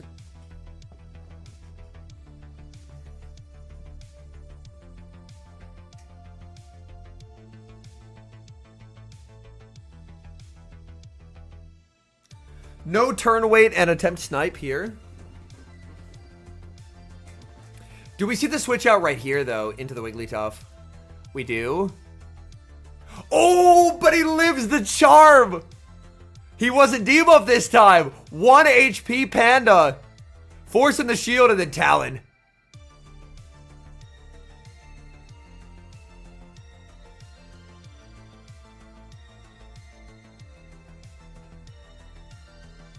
Yeah, that thing was actual 1.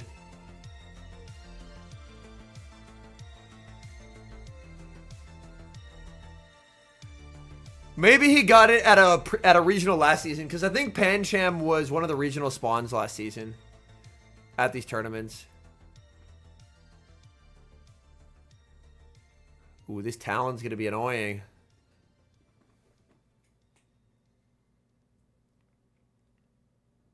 Yeah, he's shaking his head. He's like, oh, Lord.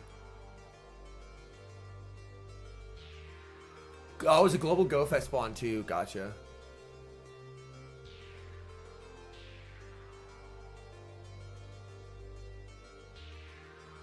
Yeah.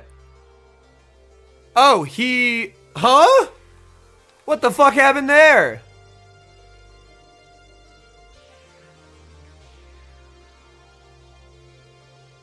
What the hell? That's gonna be a rematch. Probably. Well, nah. He still had a shield, right?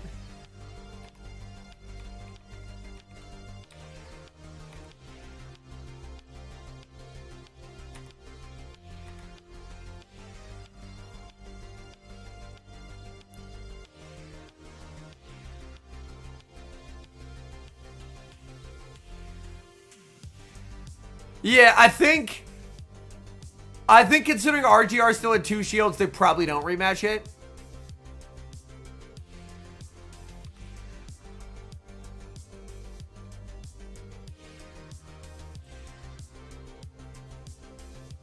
Alright, okay, so they don't end up rematching it.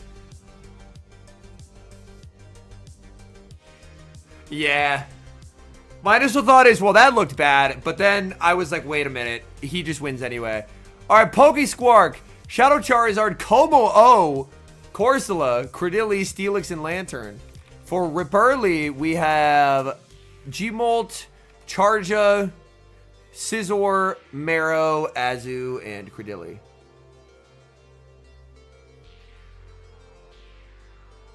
Oh my god, Azu into Como-O! Squark's like, dude, I'm gonna end it.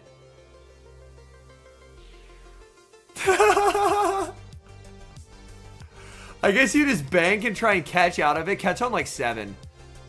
Nah, the 6 is too obvious.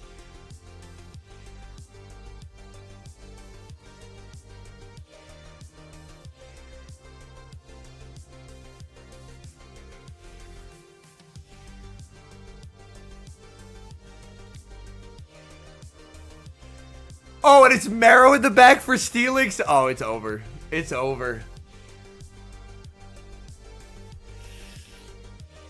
Oh, Jesus Christ. Well, most streams I get asked at least once, Henry, what does RPS mean? Literally this. This exact thing that you're looking at right here. That is RPS.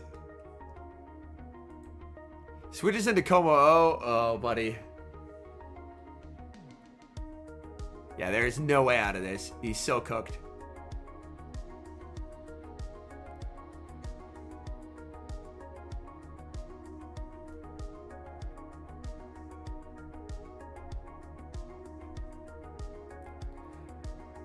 Wow, I sure hope he has his Steelix in the back.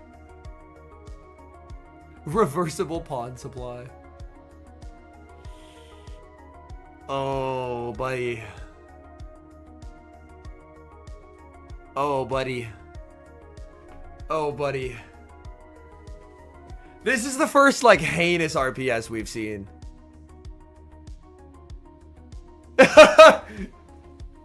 The laugh. He's just like, God fucking damn it.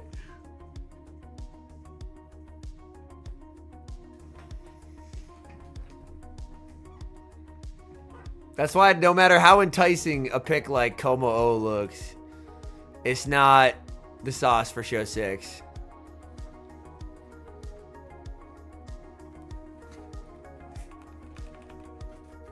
It's too risky. It's too feast or famine.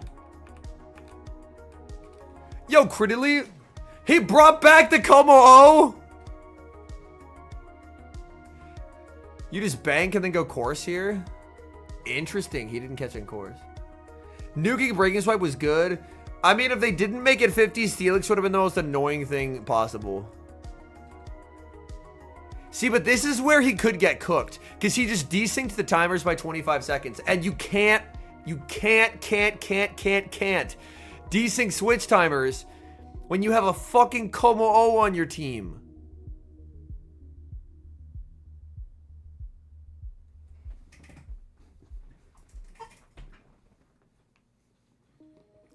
Like, the Como-O is going to get aligned into the Credilli. So, like, he's probably okay. But I hate the idea of desyncing clocks when there's a full health Azu and you have a Como-O. Like, he pivoted back in the Azu, so it's all going to be okay. But my goodness, man.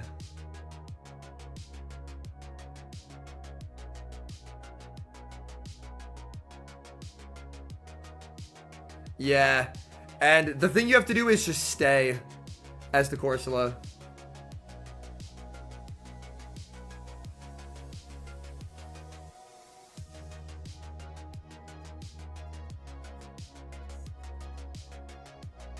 Because now the clocks are back in alignment, which is what you need. You always shield this.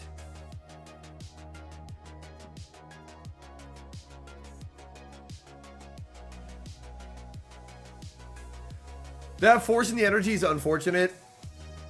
He trolled by grass knotting, but I mean, it's the same energy, so it doesn't really matter. He was gonna blind switch Como-O in. Confident. But again, this is desynced the clocks. This is desynced the clocks. The good news is Azu is dry. That is the saving grace. Azu has no energy.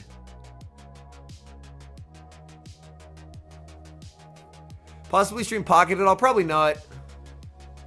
Like, every time a new season starts, or like for Pocket, I do stream like a pack opening.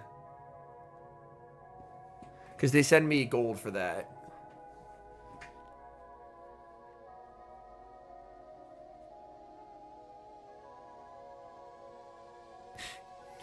He's forced to throw a clanging scales to burn the timer.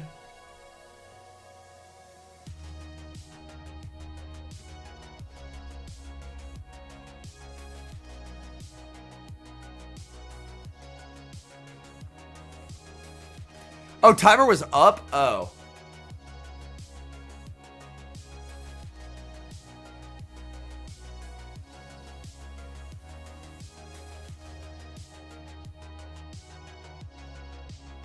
Yeah, there's still a shield.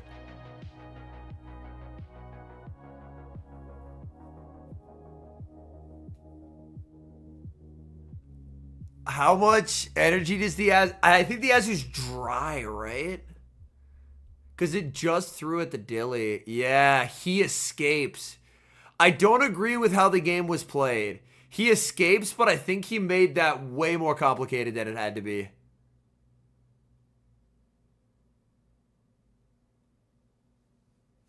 Yeah.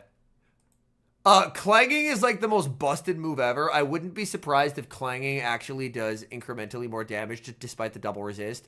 Because Clanging is 120-45. I could just be wrong about that, but it's probably close. Because of how cracked of a move Clanging is. Azu into Corsola.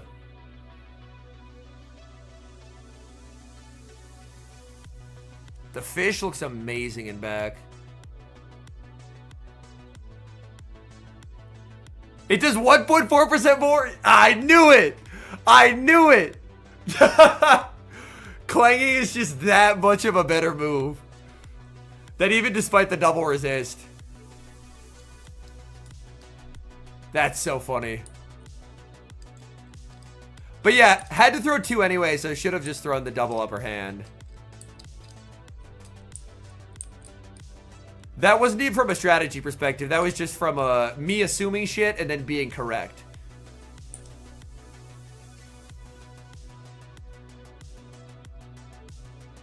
If he stays to throw this, you, sir, are a clock desinker.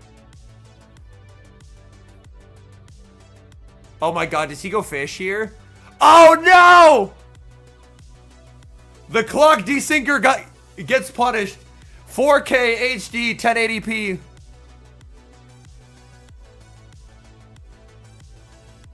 There is nothing that brings me greater mauled than a clock desinker.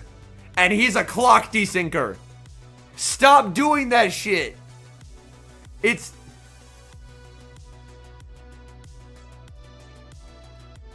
Chip before dip? No. Don't do it. Stop it.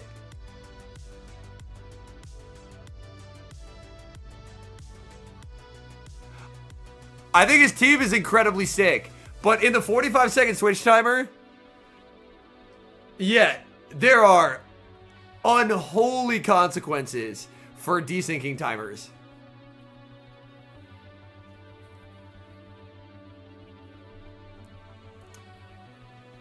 You should value your health and well-being enough to not desync timers.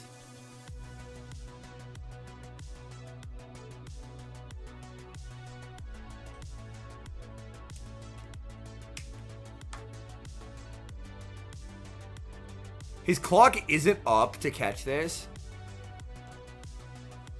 A little bit unfortunate.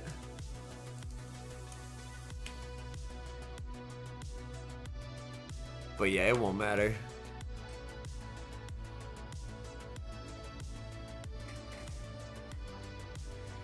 He tried to get a shield to bring in Dilly, but he just let it go. And then he was like, fuck.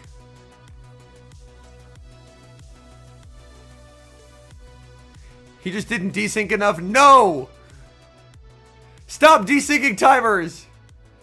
Yo, we got Boom 20. He's played in 1 tournament lifetime, and he won that motherfucker. I would say in formats like Ultra, it can be more so the case, Tiger. But for OGL, I find more often than not, you get really punished. So Boom, he's 1 for 1. He won his only tournament.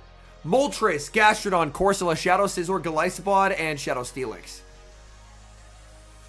And for Anacore, another Ferrothorn. Ferrothorn, Scizor, Greninja, Claude, Corsola, and Moltres. Interesting. A second Ferrothorn on stream is crazy. Yeah. Boom is unbelievably good at this game.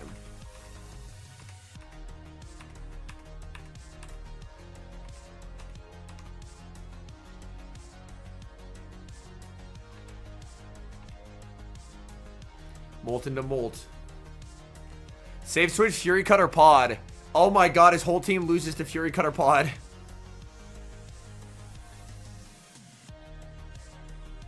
Just play for swap, put Molt on Steelix, easy.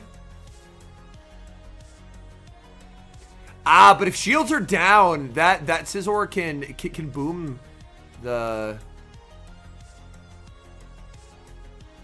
Oh wait, they had... Never mind. They had the wrong graphic lit up. So for a second I thought he had a Gastro, but he doesn't. He is a Molt, so yeah. Switch is just everything. Why are we running Pharaoh? Asking the important questions. And you just do 6 in cap tie here if you don't get the farm down, but he does get the farm down. And the game is over. Sick.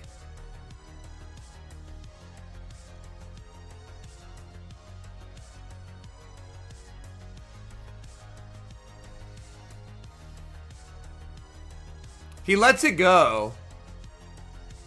But he still just loses. Oh, aggressive pivot. I mean, he still just loses.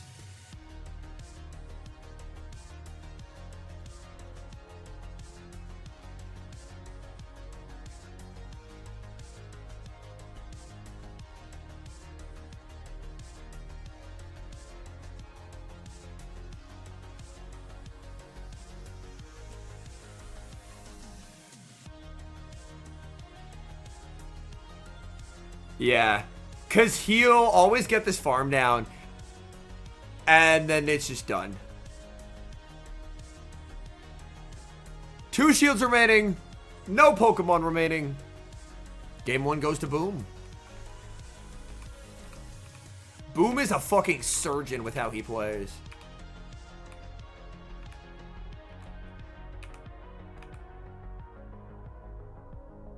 Ooh, very good lead for Boom. Take a look at the back. Pod again. His own Scizor. Trailblaze. I wouldn't be surprised if he just immediately lets this go. Because he doesn't need alignment in this matchup. Because he has, like, Anacore's decision to never bring the Corsola means that Fury Cut or Pod is just unanswerable. Now it's just Pod time, yeah. You know you lose caps, you just overfarm. And you just Fury Cutter him down if he stays. He should pivot out and send in the Ferrothorn. Because Ferrothorn can at least eat 2.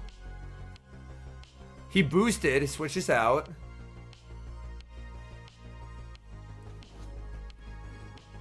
It's simply not a... Yeah, it is not a good Pokemon. How do you feel about the Vikings? Everyone is hurt, and that's unfortunate. Obviously, it'll be a long season, and it'll be growing pains with a young quarterback. But everyone being hurt is unfortunate. Like, half our defense is out. Darisaw is out.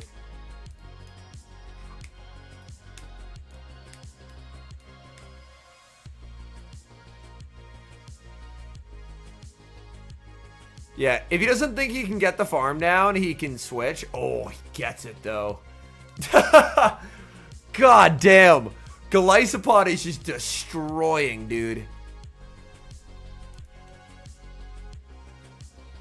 Just farm it down.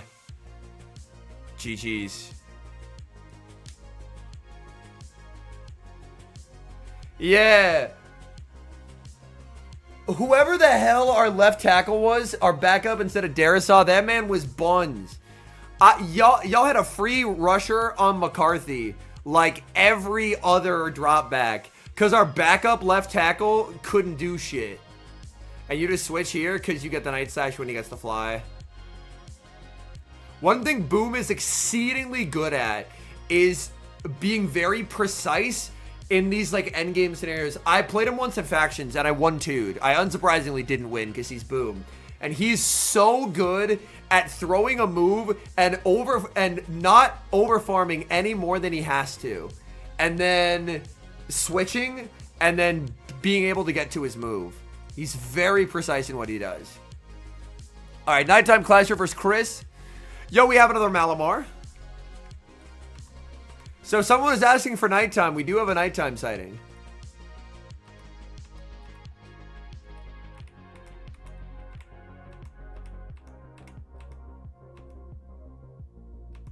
I mean, yeah, fly doesn't knock out anyway, but you still like to see the precision, right?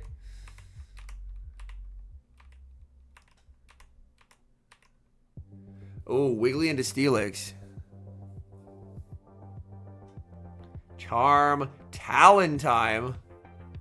Goes Gastro. Oh, it's Shadow Talon and it's Flame Charge. Ooh, the bait.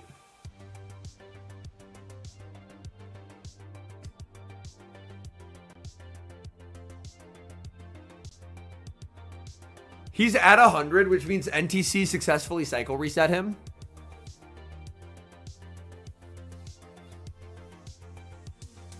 Throws on alignment again.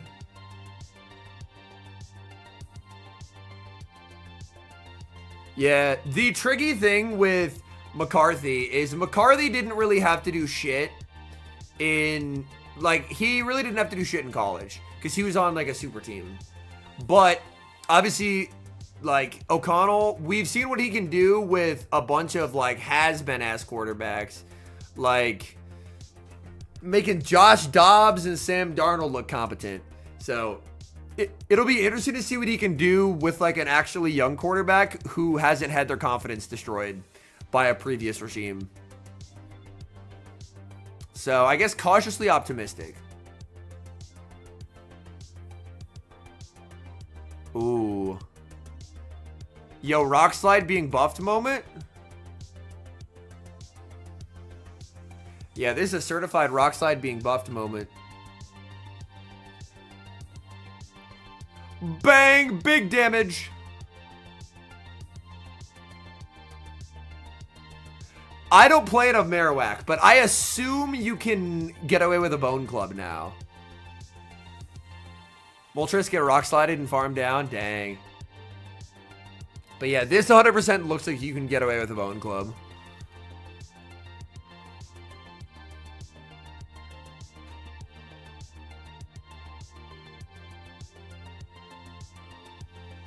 Preying on this Crunch. I don't know this matchup well enough to know. He lives. Oh, he predicts.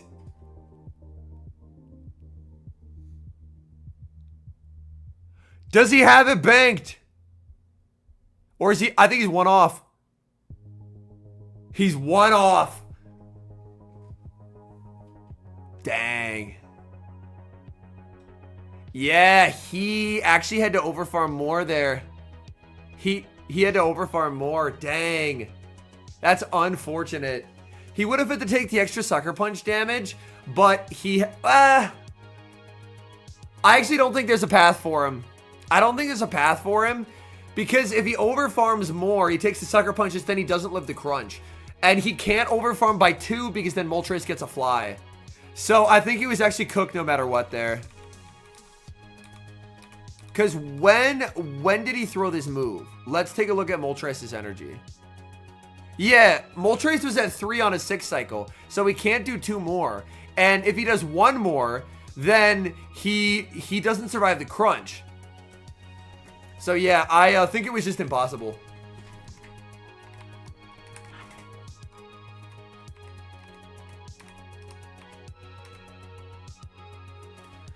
Wiggly into Gastro. Yo, Pod looking hellish in back. Talon Energy also looking hellish.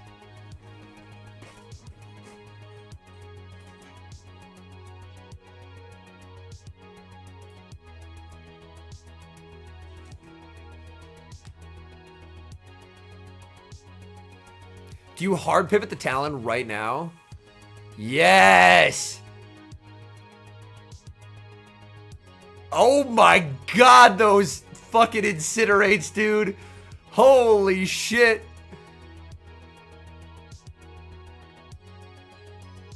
And now you're just 2-shielding Marowak every single time. Yeah. You're 2-shielding Marowak every single time. Because you're up a shield.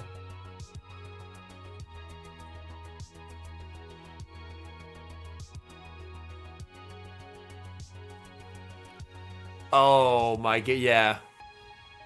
NTC needs a catch.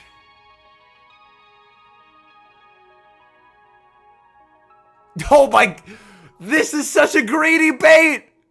This is so, it pays off. Fuck, that's such a greedy bait. Oh my god. Biblical level greed, unpunished. Yo, what's up, Vice Hetro?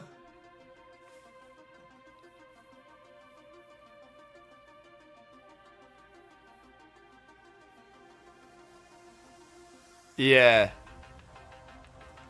Holy. I mean, yeah. Catch probably doesn't save him because Marrow can just farm down after that, but yeah. That was... It paid off. It paid... Like, it worked. But in the moment, I was like, this is how he loses the game. Is NTC calling this.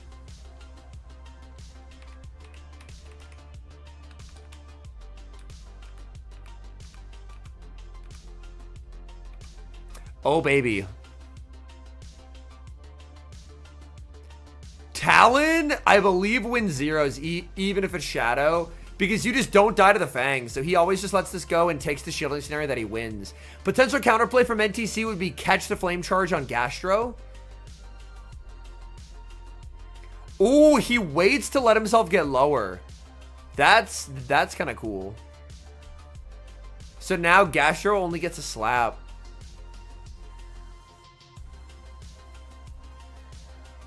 Brings in Marrow.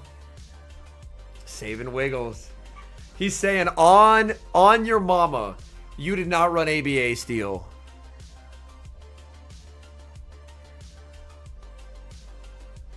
And wait, did he just call it? Oh my god. He builds up to the water pulse, baits, and Cris just looks him in the eyes and clicks no shield. Jesus, man. That's a sick call. That's a sick call. Cris locked in. Mamma mia, dude. Oh my goodness. He'll shield the Marowak once. You just want to make sure he doesn't catch this. So yeah, turn weight there. And then you just switch. Because you don't want to concede this farm.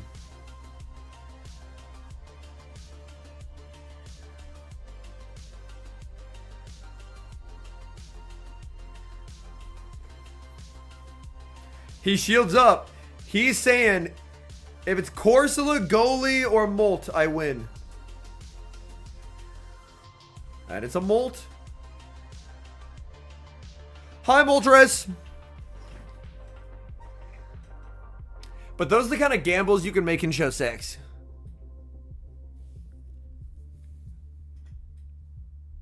And he knows it's just a fly. Yeah, dang.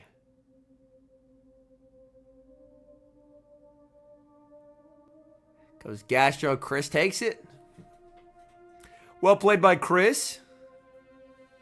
Not even hitting all the bubbles. Because he knew he didn't need to.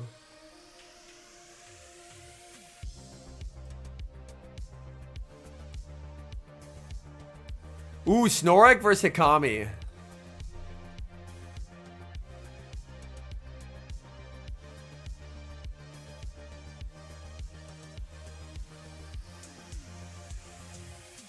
What did I get pinged about? Oh.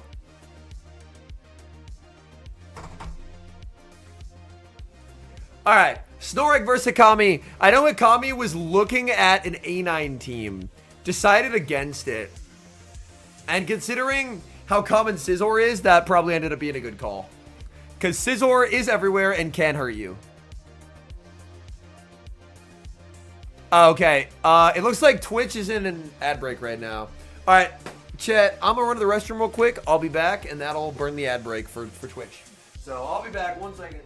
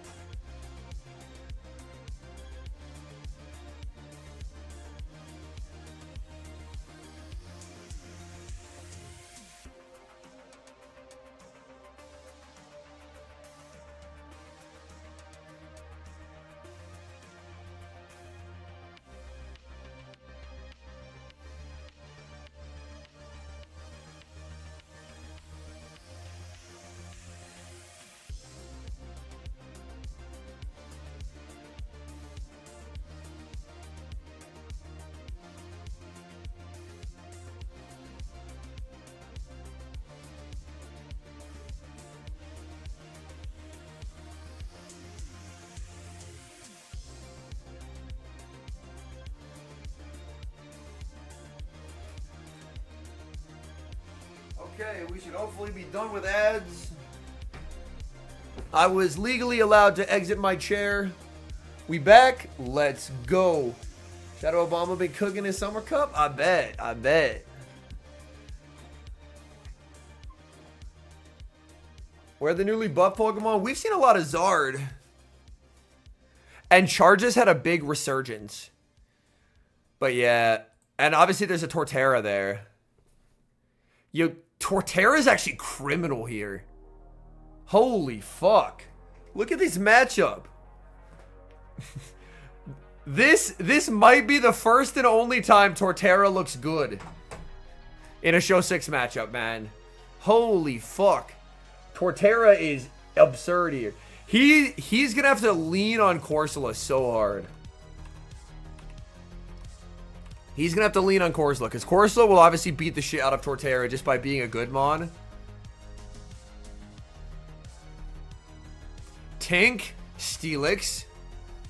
Togekiss disappeared because everyone decided to run Moltres instead. Because Togekiss is a flyer that loses to Corsola, and Corsola's on every team. And Moltres is the flyer that beats Corsola. So that's where all the Togekiss went. Is people were scared of Corsola. Like, Togekiss was like 35% usage at the start of the week in practice tourneys, and now it's down to basically 0 with everyone going back to G-Molt. Anytime you have to save switch a Scizor in to a Steelix, it feels fucking terrible. He just lets it go.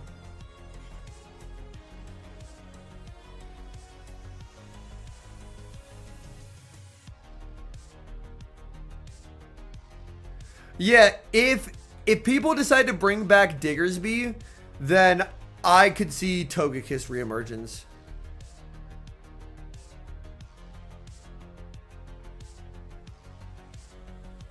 Ooh, I don't love this. Because now Tort's down a shield, which is what Snorak needs.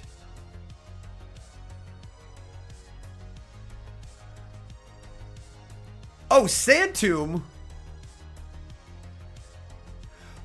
So far, Ember Zard has looked better competitively.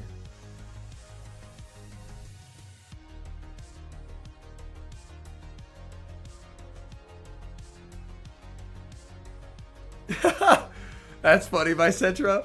Yo, what's up, McKelly? Welcome in. Hope you're having a wonderful evening.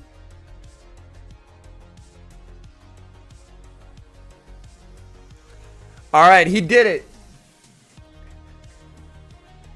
Despite being 8 times weak to Torterra, he beat Torterra for the very important reason that Torterra is a bad Pokemon.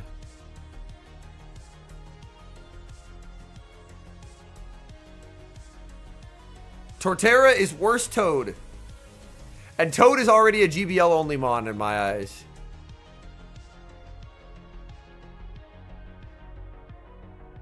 Yeah, the nice thing about those turn awaits is you can visually see it. Because you're throwing a fast move. And the game will always update when you throw a fast move, or at least it should. So, you have more of an ability to see it, which is really nice. Got Stone Edged by a Torterra. Oh, no. Ooh. That's an unfortunate cap tie. Yeah, C-Mix, with Diggersby being gone, people can run a good ghost type. Which is, Corsola. Dusclops is only really around if you need a ghost that can beat Diggersby. That Swift not KOing and giving an extra Sucker Punch is really nice, because now he's only 2 off. Yeah, very nice.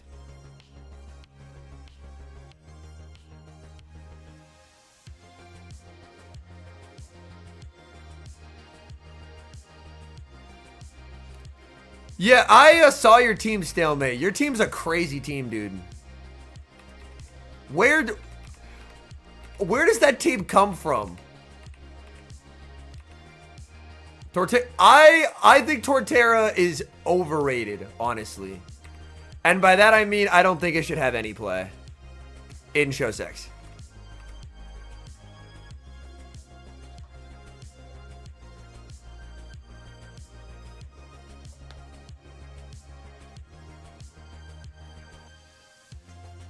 Stole it from Fleek. Nice. Ooh, it's a CC Primate. CC won't KO, but it does so much damage here. What a Torterra hater. If you've played the Mon, you will understand where I'm coming from. If you have played Torterra, I have played Torterra. It is a Pokemon that exists. Is it a good Pokemon? No, it's not.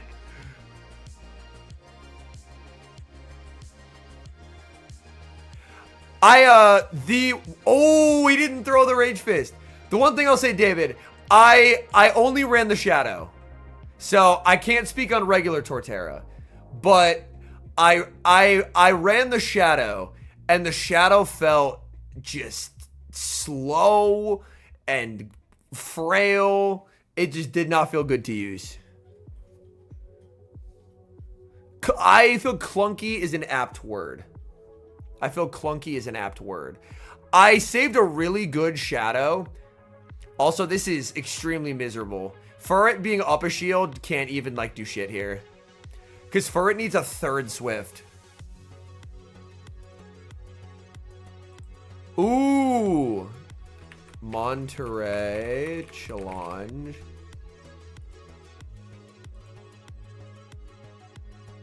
Yeah. I always like seeing people run interesting things. Yeah, that missed Rage Fist is so devastating. Oh, that put up the 2025 Monterey. I need 2026 Monterey.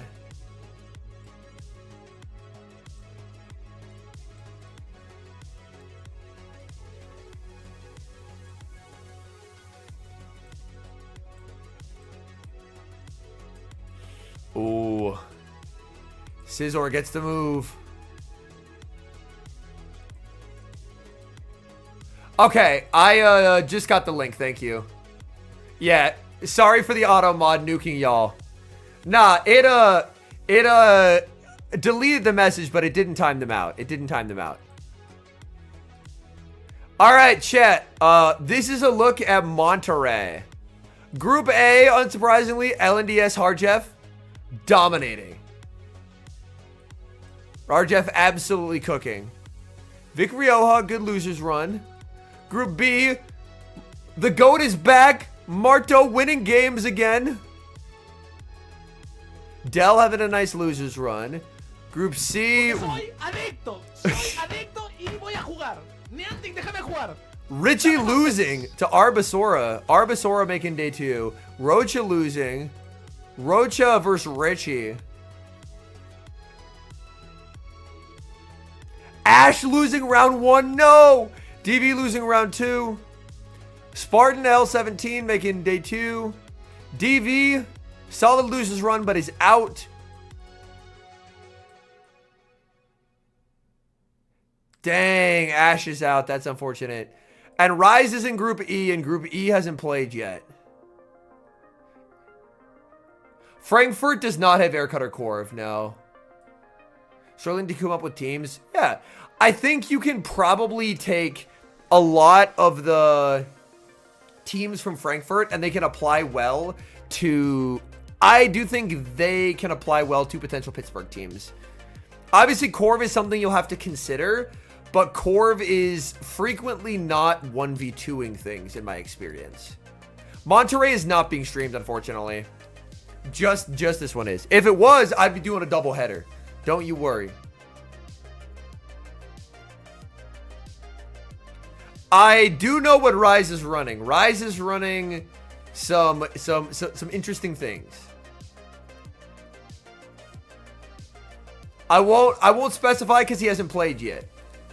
And not necessarily spicy. It's a Pokemon that we've only seen a few times here, but I think is very good. But specifically because since it's not whatchamacallit? Since it's not being streamed, it is a large competitive disadvantage for me to reveal any of his mons. Because he might make day 2, and then someone might be able to go through the stream and be like, oh, this is what Rise is running, and then have an advantage. So I am intentionally not revealing anything he's running. For the reason of I want him to have the best possible chance to succeed. All right, we have Kooshak with the Lantern and Fedev, who is running a more standard team. Our first Diggersby sighting of the day. You are too kind to me, Abhinav.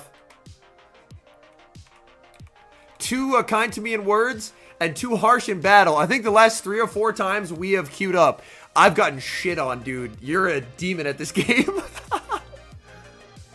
They do dank, yes, but having that information hours or even a day ahead of time gives you way more time to prepare than 2 minutes before a match, if that makes sense. A lot of that was team comp. Hey, well, I can... Axon is not at either regional, Miguel. Alright, Corsola into Swampert. I assume that Swampert is crying itself to sleep in this matchup because anytime there's a neutral matchup, I just assume Corsola just fucks it.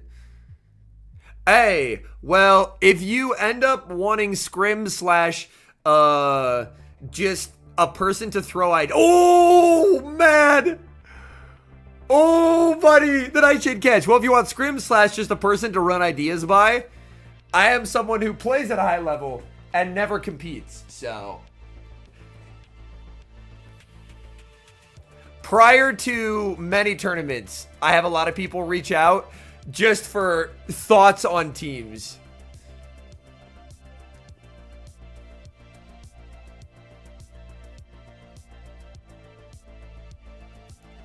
Unfortunately, Furret is crying itself to sleep in the Tinkaton matchup, but at the very least, he was able to waste some Corsola energy. He would love to be able to pivot back here. Like, you don't want to let this matchup play out to completion. Yeah.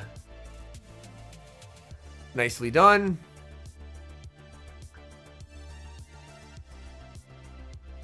Competing even for content. I would be more inclined to compete in a Swiss tournament. But also, I do not live close to where they host any regionals. So that's another thing that makes it difficult is travel. Swiss would make it more likely, but at the same time, I get a lot more joy out of casting than I do competing. Competing also seems like it would be heinously stressful. Whereas casting something that I am very lucky that I just, like, I have the gift of the gab. In that I can just roll up, no stress, and just have the time of my life casting.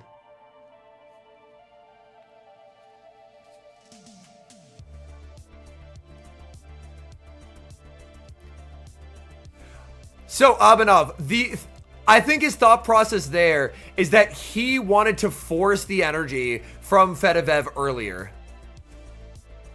I think that's the idea. And he calls the bait. At least I assume that was his idea, is the more energy Amon has, the more tempting it is to throw. So we wanted him to throw immediately to try and set up Prime to sweep. Obviously, it didn't end up happening because Marowak just farmed down and Marowak called the bait. But, yeah.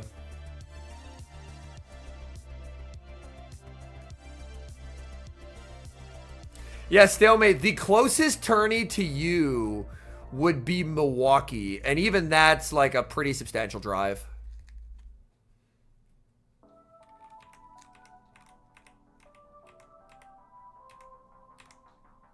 Yo, what up, Leo? Welcome in.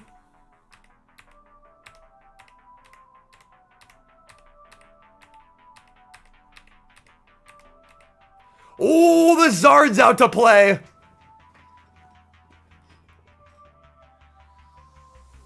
The turns look really cooked here. Okay, the turns figured it out. That looks really odd for a second. He full sends, it does get respected. Regular Zard also looks very strange to me. Yeah. No one ever throws a Rock Slide at a Charizard. That's just the rules. I have not yet, Leo, no. It's just a Bone Club. It does a lot, but it is just a Bone Club. That's super fair, Stalemate, yeah. Instead, you can just terrorize the tournaments that I periodically host on the channel, which can be done from the comfort of home. Oh, baby.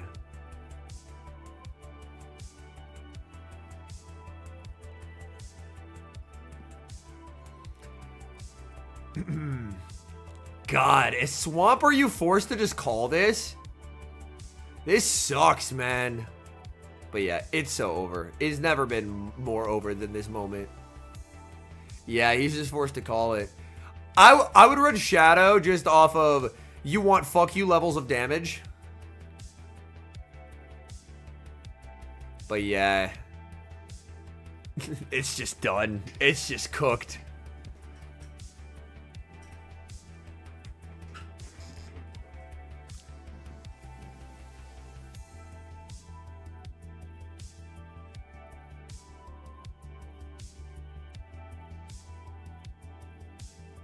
Double air cutter.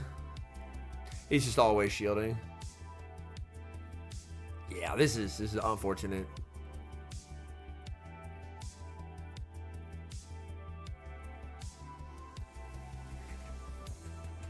I also built a second Charizard. Will exceed expectations.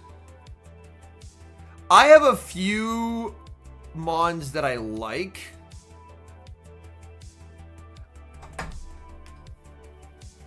We can discuss a bit more over DMs. I don't want to tip my hand too much. But oh, Malamar against ZZ.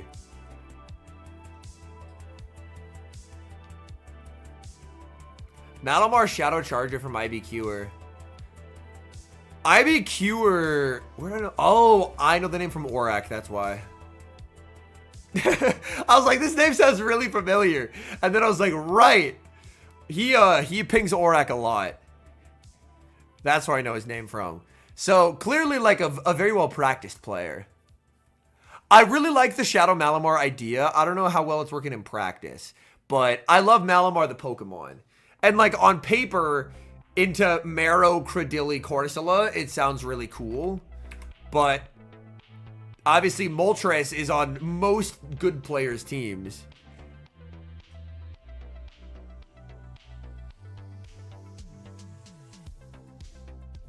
Gave a huge energy head start. But because it's not the Shadow Charger, I don't think X's are 2 shots. Ariados plus Typh. Okay, that makes sense. Oh, it does 2-shot? Is this a Volt Switch moment? Is Volt Switch doing more double resistant damage than it did before? I thought you would comfortably shield, like, I thought you could comfortably no shield 2 as Marrow.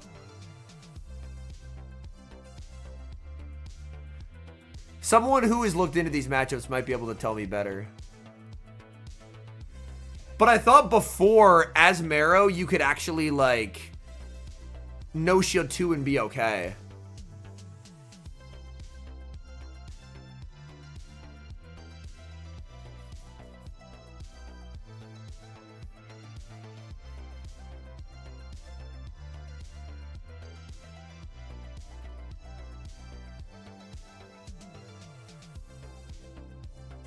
Ooh. This would be an interesting game.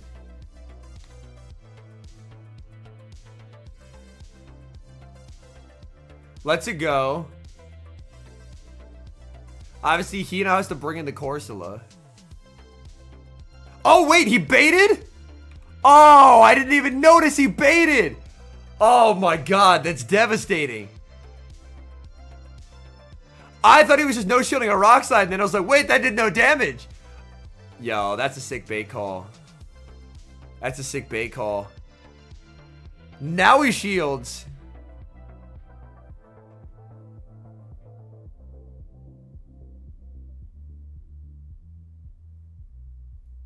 Yo.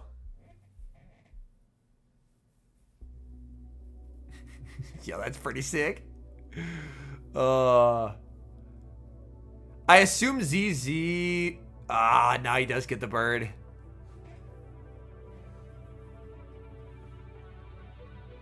Well played. Bang. He does have to show third, but yeah. He picked the line ABA to Molt, and Molt showed up.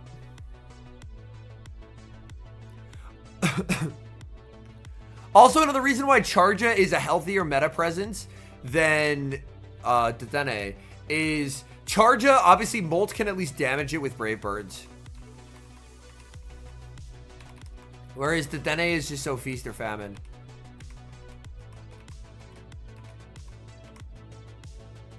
Ooh, Charja vs. Charja. Ooh, Azu in the back looking nice for ZZ.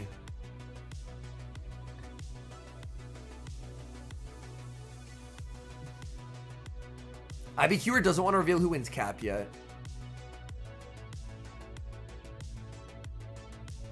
Bug car on bug car violence? Yes.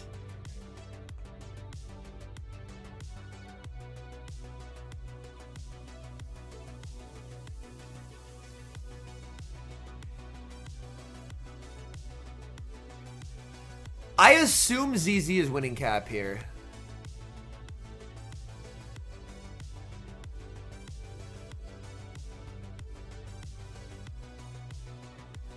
Like, because ZZ is the type who, like, texts for matchups. Yep.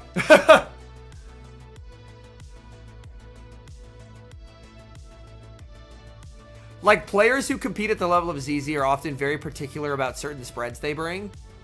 So I would assume if he was predicting Charja, especially with the team he has, he would want a Charja that could win the mirror. Yeah. Yo, what's up, Ethan? Welcome in. You can top left if you want to. It's just generally frowned upon. So, like, people have, but it's a game loss. But part of why people don't like top lefting in these tournaments, does he just do one and try and catch? Oh, he missed the button. Is, especially if it's a game 1, like, you have to scan the code, and then for game 2 and 3, you have to hit rematch. So if you top left, then you have to rescan, and it takes a bunch of time. So it's just a time waste for everyone involved. So that's why people don't like to do it. Is it just inconveniences your opponent? Ice Beam catch on goalie, nice. Yeah, it would have put him in a pretty sick spot. But unfortunately, he just missed the button.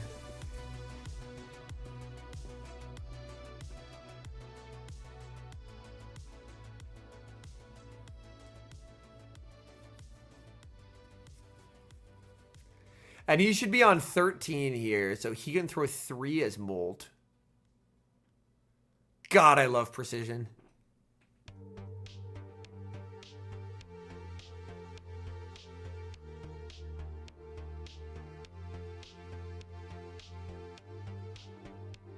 Look at this energy management. So good. So good. Not a single little bit of energy went to waste in that end game from that Moltres. Very, very nice.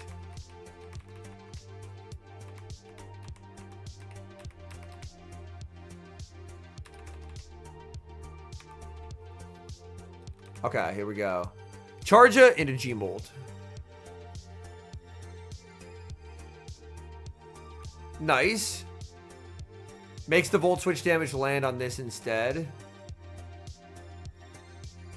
Ooh. Shadow Charja in the back. Hold up.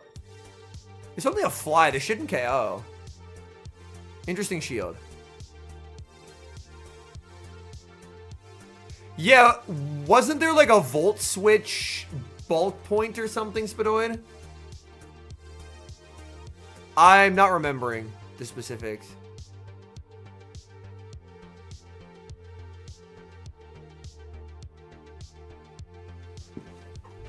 But obviously that's going to be different now with the extra damage, so.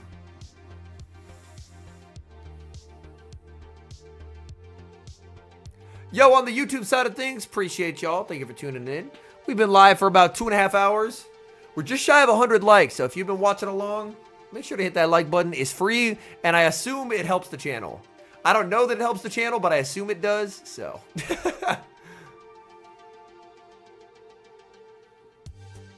But yeah, this is where his Charja can't sweep now because it's down a shield.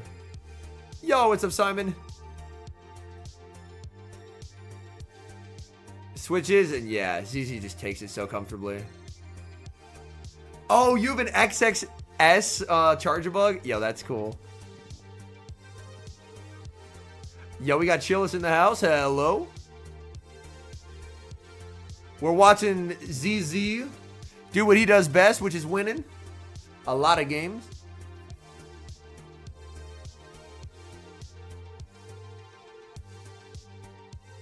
And the double up. GG's. Yeah, IBQer knows.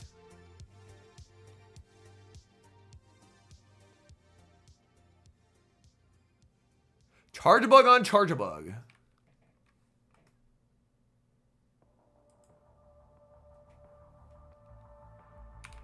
Yeah, Charge is a lot more flexible of a choice than something like it, the Dene. Ooh, our first Dragonair sighting. Yo, this is going to be a sick matchup. Boom. The trainer who won his only tournament versus StoneCollection with Shadow Dragonair. Oh my goodness. This is going to be cinema. I can't wait. I cannot wait. World's top 16. He won the last chance qualifier in 2022. EUIC top 16. Finalist to Stuttgart with a Clodsire that didn't have Earthquake. Yeah, Boom also, by the way, avid battle submitter to the channel. He is easily one of the best battlers in the world. I think if you were trying to put together a list of like the top 10 battlers in terms of skill, it's really hard to put together a list that doesn't include Boom. He's unbelievably fucking good at this game. Corv with Air Cutter is banned for this tourney enough, yes. It will be eligible next week in Pittsburgh, but after a new Mon gets, a Mon gets a move mid-season, it's 2 weeks until it's eligible to give people time to build it. I'm excited to see Dragonair. I do think Dragonair is very sick. I think Dragonair is very sick.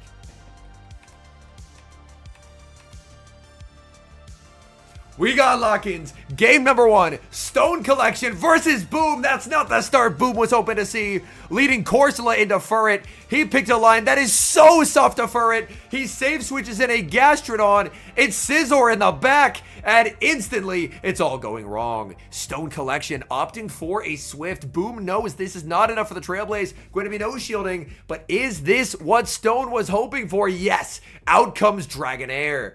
The Dragons in particular really benefit from the fact that Gastrodons are on Water Pulse now. They no longer have that hard-hitting Earth power. Body Slam a lot more survivable than trying to deal with a massively damaging Earth power. CMP tie here from StoneCollection. Aqua Tail is going to be knocking out this Gastrodon. Gastrodon loses the move, and Boom is going to need this Scizor to put in an absolute shift in this endgame. Corsola will get to exit with a Power Gem. Power Gem can inflict some damage onto the Furret, but the question is, will the fast move pressure from StoneCollection be too much for the Scizor? Scizor is very, very frail. We do see now a full farm down. Do you undertap the gem? I honestly like this decision. That way, you're conceding a free Sucker Punch, but he only has 1 Sucker Punch instead of 2, and then it's going to be time. Win or lose, it's on the back of Shadow Scizor. Scizor will hit the field, immediately going for the Swift. Swift will grab the shield, and then he can pivot into the Tinkaton. Tinkaton, neither move can knock out. If Stone wants to try and deal damage, he can go for the harder hitting Play Rough. It is resisted, but it does do substantially more damage than a neutral Bulldoze. Boom, just going to go straight for Trailblaze. He needs whatever damage he can possibly get. Stone is going to no shield, but this will ramp up the damage more and more. Stone building up to the Play Rough. Play Rough would just about knock out from this range, I believe around 50-ish% damage to a Scizor, but the Bulldoze bait is successful, grabbing a shield and getting the debuff. Another Bulldoze will be reached, and that debuff means that this Scizor is now in danger. This is really, really difficult. Bulldoze lands, Scizor barely clinging to life, sniping with the Corsola, but now Furret, there's just no way to beat it. You can't Astonish it down. In comes the Furret. Furret is just going to fully farm down and leave with a move. The Astonishes are getting the Furret low, but it's not enough. StoneCollection takes game 1 Boom almost was able to figure a way out of that game, but unfortunately for him, that Bulldoze debuff sunk him. Without that, his Scizor could have stayed in and potentially been fine, but unfortunately the Bulldoze debuff sinks Boom in game number 1, and StoneCollection 1 win away from day number 2. That game went about as bad as it could have gone for Boom. He made the read for it wouldn't be the lead, for it was the lead. Game number 2, Shadow Charizard for StoneCollection into the Galarian Corsola for Boom. This is a Dragon Breath Charizard. Interesting choice from StoneCollection. StoneCollection, no baits. Immediately full set in the Blast Burn. Corsola can always survive a Blast Burn, but does it want to? Boom says yes. He no shields. Blast Burn connects. Will we see a catch on a Furret? No. Stone is going to stay in and press the advantage. Stone would love to get a Dragon Breath down. Can 9 Dragon Breaths pick up a knockout? Boom, not going to wait around to see if that will happen. Going to be save switching into the Gastrodon. Gastrodon immediately under threat from an Air Cutter. Shadow Air Cutter. Air Cutter is a very weak move, but Shadow Charizard has a very high attack stat, so that does actually inflict some meaningful damage. And now out comes Furret. Oh no, Boom has Galarian Moltres in the back, and it's Tinkaton for StoneCollection. That is not what you're hoping to see whatsoever. Water Pulse lands. That's sizable damage into the Furret. Unfortunately, Gastrodon is now in Swift range, and that's really bad. You don't want the Furret to be able to pick up the knockout with the Swift and exit with a bunch of energy. Boom can send to the Moltres, look for a no-shield farm down, but then he's going to end up in an endgame scenario where he is forced to shield Bulldozes, because that's realistically all that the Tinkaton's going to have to do. We do know from Worlds where there was an endgame where a Moltres took out a Tinkaton. Moltres up a shield can actually pull off the impossible, but Moltres doesn't have the energy advantage or the same health advantage that it had. Boom shaking his head. He knows he's in trouble. There's the switch to Corsola. Corsola just trying to get whatever advantage it can. In comes the Charizard. Corsola gets to the move, but he's just going to let the Charizard go. Yep, he's always going to let it go. Just go for farm with the Tinkaton. And this Tinkaton is just going to be an absolute nightmare to deal with. He knows at this point, it's only ever going to be a Bulldoze. He will need 3 flies to take the win.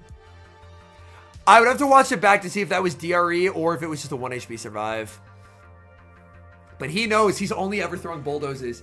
And that is the awkward thing about never putting up the shield. Is now you're in a spot where the only shields you're using are for Bulldozes. And the Bulldoze gets the drop. It didn't matter either way because Stone has too much energy, but it's unfortunately kind of just the nail in the coffin here. I think it works out better for Stone that he doesn't throw that because he can't give the Moltres energy. The only way he loses is Moltres energy. So I think him committing to the farm down is the correct play. So Boom takes a loss. That is unfortunate. Boom not out of it by any means, but some rough alignment in both of those matches and some bad luck with Bulldoze debuffs means he is now going to the loser's bracket. Winner semis, the Mega Junko versus Cris. Junko looking to make day 2. He's bringing Shadow Malamar. There are no drops. And Cris, we've seen his team. He's got Malamar as well.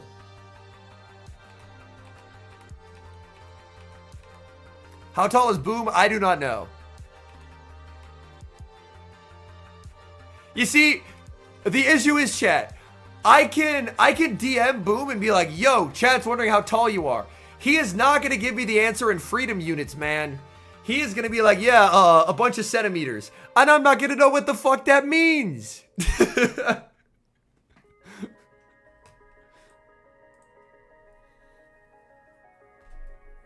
Jock says as he should. No, Jocks, I need freedom units.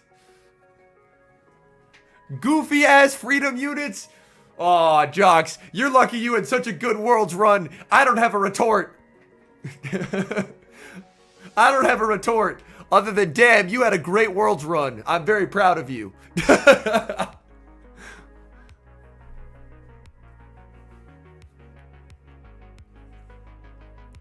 That's right.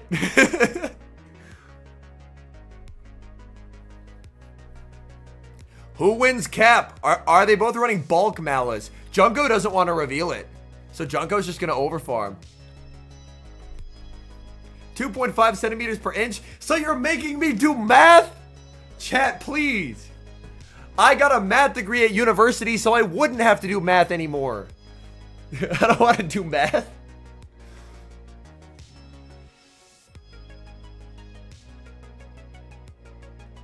Ooh, Junko wins cap.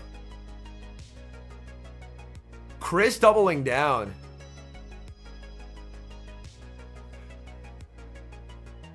Yo, AJ with the sub, yo. Thank you so much. Welcome in, AJ. English degree, so you wouldn't have to say or type things. Exactly. That's exactly why you got it, huh? He'll bring an Azu. Cris will bank a move and then pivot. Oh. Oh. Didn't bring in the Azu. Interesting.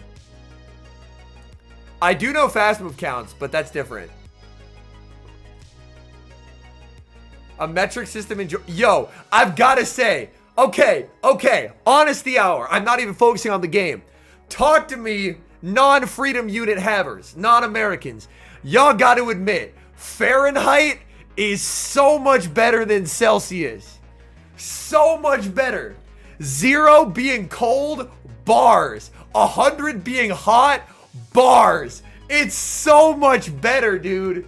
It's so much better. Yo, nice ice punch catch from Junko. It's so much better. What do you mean 30 is hot? Fuck out of here, man. 30 is hot? Come on, bruh. Ounces is terrible. I'm right with you there, Abhinav. It's so bad. Nah.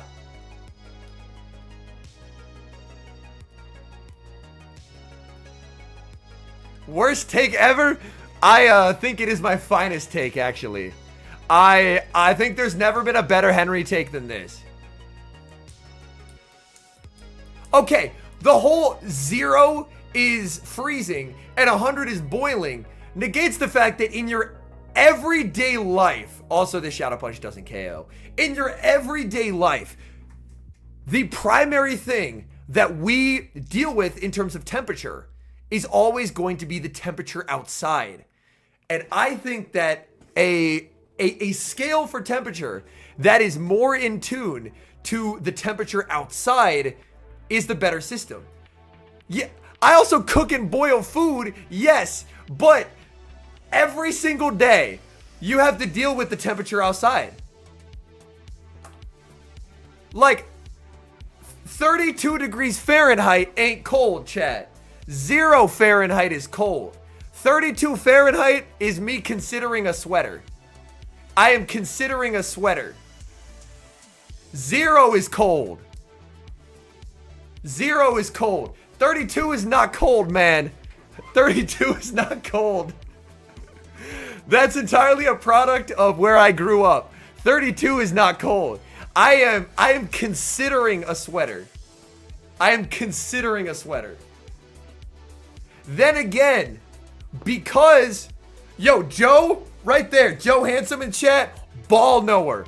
Ball knower. 32 isn't cold, especially if it's not windy. The wind chill is what gets you. However, the counterpoint is, in heat, I fucking melt. I melt.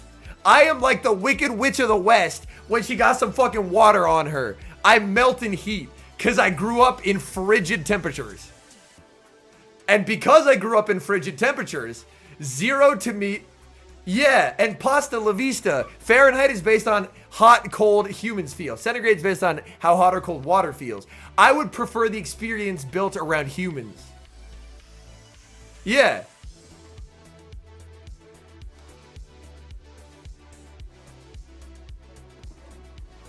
Yeah, the wind chill is, yeah, Stalemate knows. Stalemate genuinely has it worse than I ever had it growing up. Yeah, let me figure out what the coldest, okay. I think the coldest I ever went to school in was like, hold on. Wait, chat, one second. Hold on. I'm gonna phone a friend. I'm gonna mute, call my mom, and ask her, what is the coldest wind chill I ever went to school in? Hold on. All right.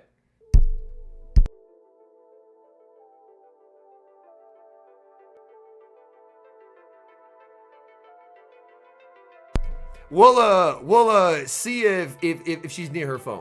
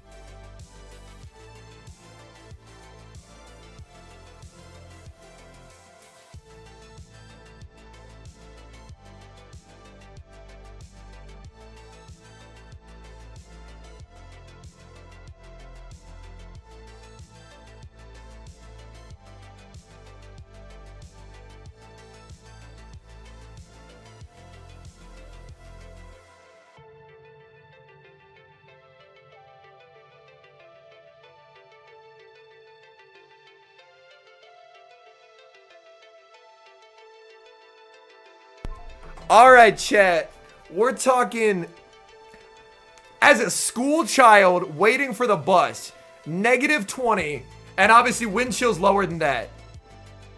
I was calling my mom, chat. I was calling my mom, and so that's why I was muted.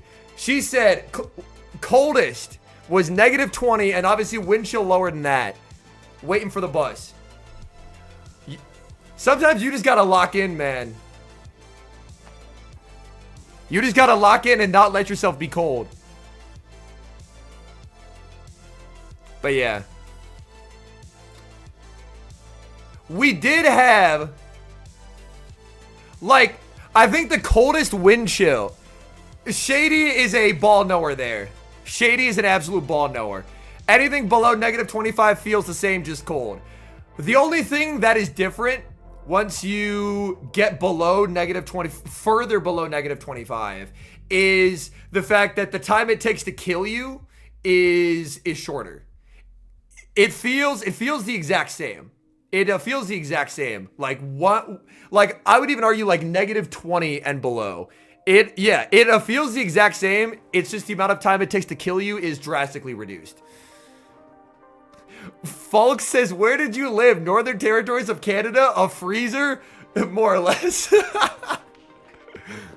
Yeah, it does. Like, the big thing you have to do is you have to have a scarf over your face because the air will physically hurt your lungs to breathe in. So you can't be actively breathing it. Everything basically has to be covered. Multiple layers on the ears, because the ears are the first things to get fucked up. And you basically have to be breathing through something. I would still take bitter cold over very hot, though.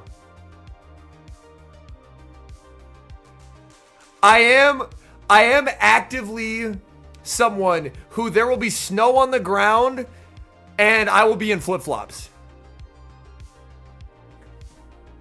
That is me, though. I am a perpetual lack of appropriately dressed for cold weather because I just don't feel the cold nearly as much.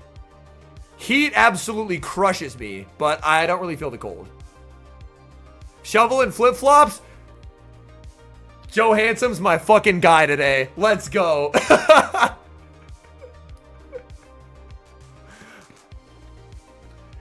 You don't have to dox yourself by any means. I'm assuming you live somewhere in the Midwest / Canada. Because several things you have mentioned, I'm like, that 100% tracks with my experience. Ooh, the Malice snipe here. A bait with a foul play. Ooh, Junko shields. I don't think he clicked it.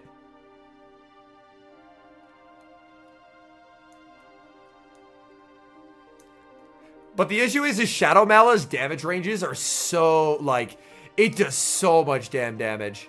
He tries for the catch, and he just doubles up. Yeah. Yeah.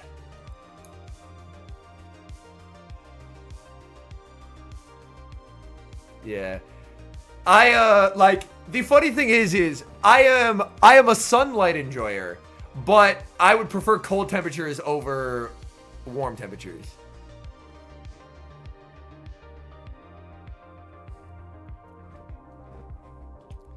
I would say my favorite season of them all is fall. Fall is like the perfect mix of like, the fall vibes are just always good. The fall vibes are always good. The like hoodie weather, it gets to like 40 to 50 degrees Fahrenheit, which is perfect hoodie and shorts weather. You can have like friends over and then have like s'mores cookouts and stuff. The fall is what's up. The fall is what's up. Sunny weather with coldish wind equals goated. Yes, Lugia, so exactly. We did have In-N-Out in Anaheim after day 2, yes.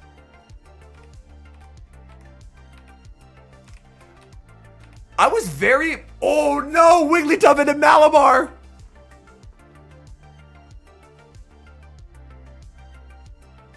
Yeah, we did run into each other at In-N-Out.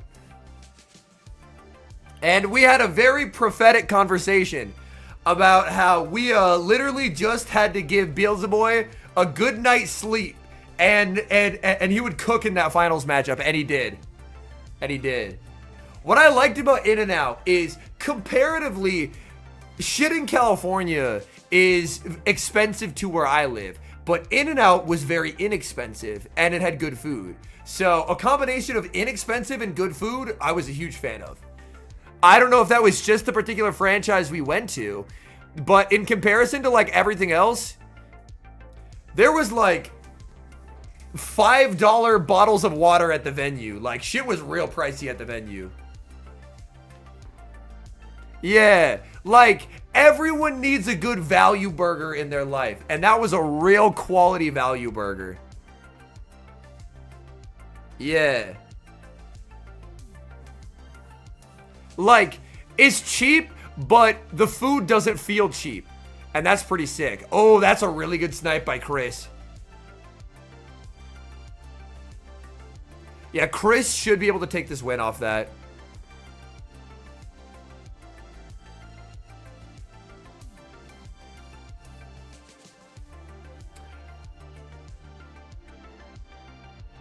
Like, being able to get some quality food for a reasonable price, the older I get, that's the thing that I value more than literally anything.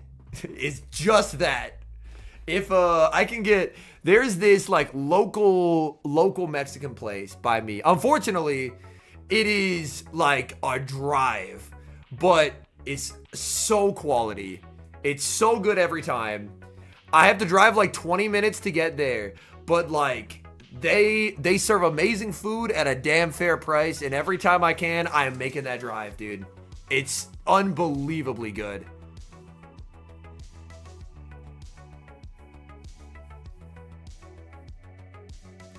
And also, just giving your business to local businesses is one of the most sick things you could ever do. Sick in a good way.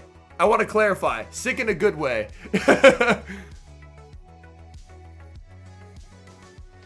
Ooh. This gets a little spooky. That sounds fun, Abhinav. That sounds fun. Ooh, that debuff for Cris is really good.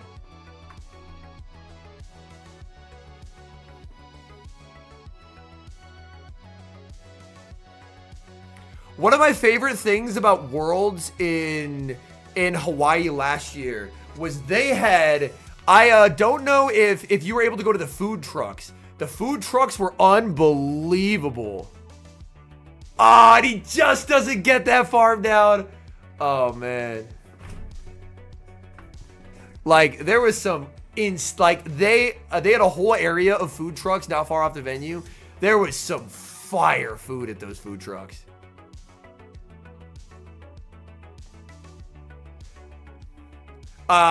Unfortunate for Junko. He's still in it, though. He's still in it.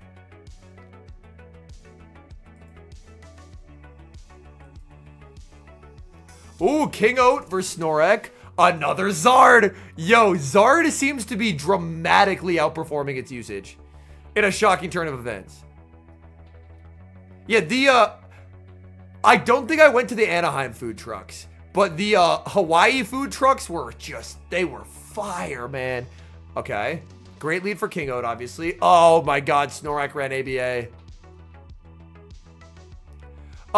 D to the G, I'm not sure. Abhinav might actually be able to help with this. Do we know, Abhinav, for the regionals, what, like, I assume there's like a Twitter account or something that D to the G can follow, and they'll be able to tweet out when stuff goes on sale for that? I would because Abhinav has competed at a lot of tournaments, so I imagine he is in the know about that. But yeah, usually I know there's some Twitter accounts. I don't engage with that normally just because I cast, so it's a very different process. But I imagine there's like a certain, okay.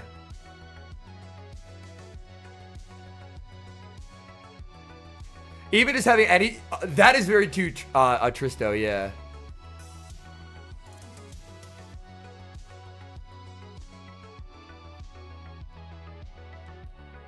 But yeah, it's good to know there's a Play Pokemon Discord server where that kind of stuff is announced. Because I don't think they've done signups for it yet.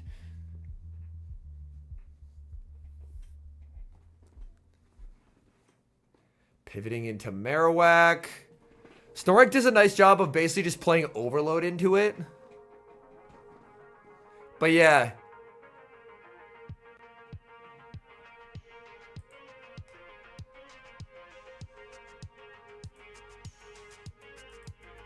Oh, nice. Okay. But yeah, Abhinav, if you could potentially drop me a Discord link to that, either in chat or just in my Discord DMs, then I can send it to him.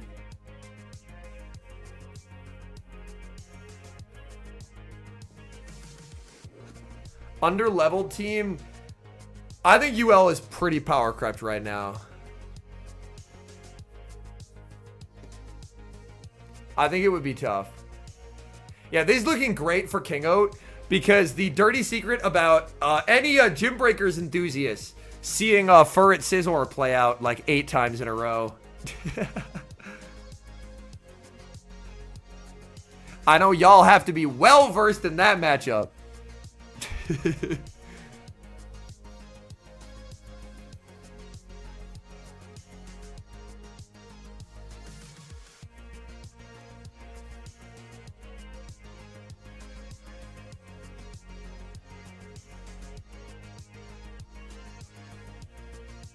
Interesting that the big pause is back for regional events when a move KOs.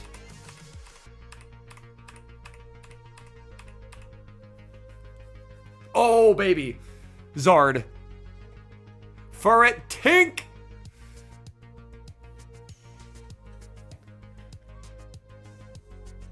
This will be interesting because obviously this is a hard win for Tink.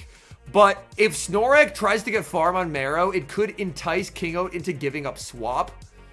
But I would assume he would give up Swap into the Furret instead. Oink alone Victini seared into your brain. Oh no. We India keep nearly losing to Brazil. Dang.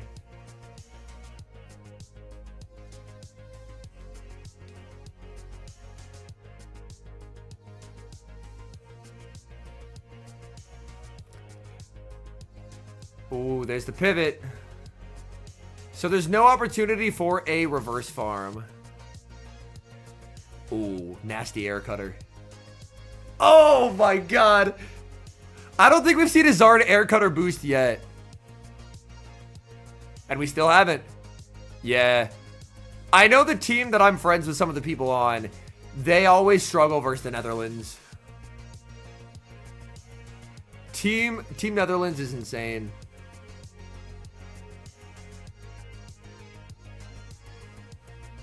Double shield.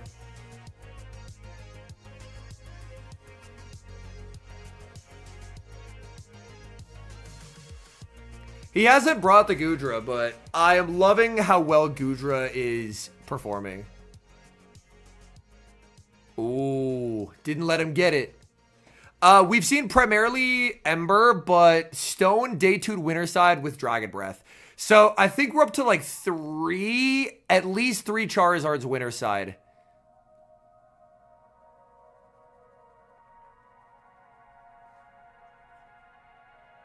Can we get Monterey updates? Yeah, after this set, I can check bracket.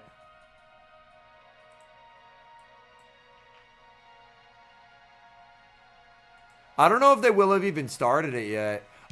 It looks like they haven't even started it. They have made no progress in the time on the lower brackets.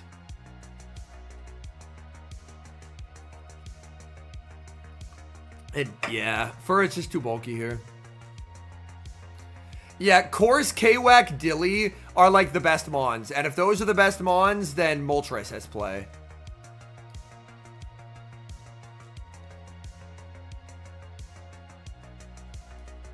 Just to guarantee it. Losers A to D seem to be done. Gotcha. So that must have been what they were doing in the meantime.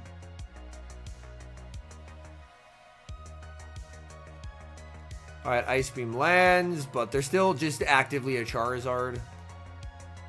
Zard's been performing amazingly. And we have another... That's either 3 or 4 Zards on day 2 winter side already. Zard has been frying.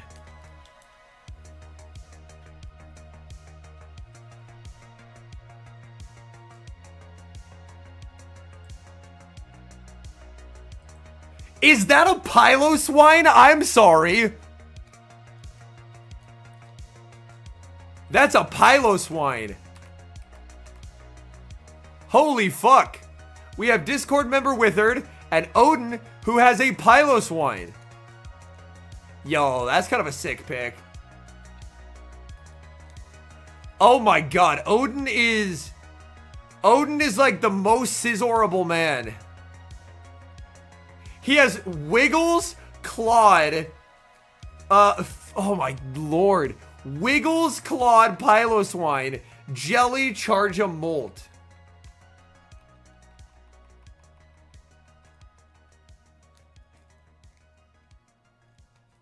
Oh, right, Kinetics. I forgot about lunch. I was thinking about dinner. Yeah, I did get to go to the food trucks in Anaheim, yes.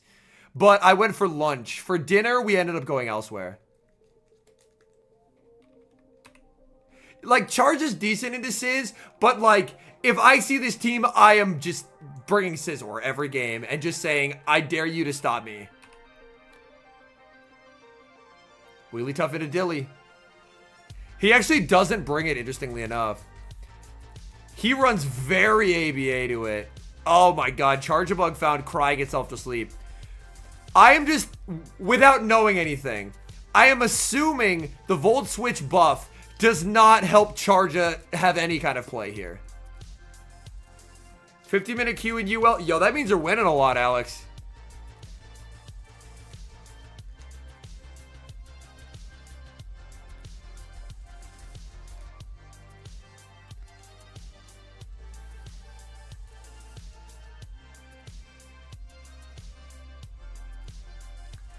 Yeah, I mean, this just won't KO.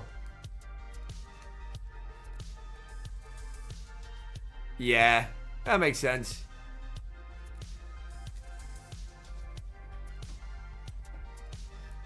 X's are crunch Charge-a. Discharge is known to be the worst move alive.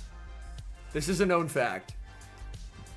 Nothing has ever been as bad as Discharge. Oh my god! Charge is a bum! Charge is a bum! Oh my lord! This is y'all's GOAT? 23% usage for this? For this? Oh my god. Oh my god. Holy, that is so bad. Oh my goodness. Yo, we have Withered in chat. He says, please skip my matches. Withered, I will not be skipping your matches. Oh, we caught. He said, you do not want to watch them? Oh, God.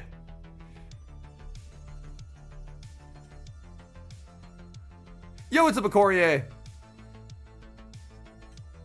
At this point, based on that, I am expecting Withered to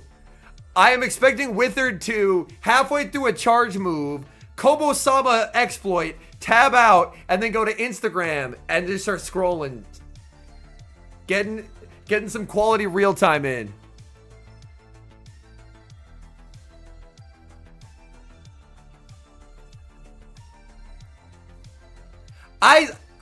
I didn't know people were like that much into reels. I thought people were on TikTok. That shows that I am not a ball knower. But this man at Worlds asked Septile for a hotspot. Septile gives him a hotspot so he has internet connection because he is not from the States. And then he fucking sends reels to Septile using Septile's internet connection. What are we doing, man?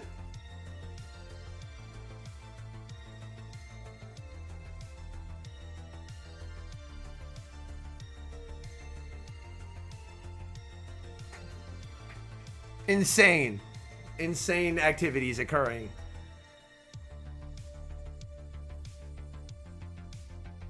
Yeah, I've never had a TikTok. I had an Instagram in college, but that was a decade ago. And then I deleted it.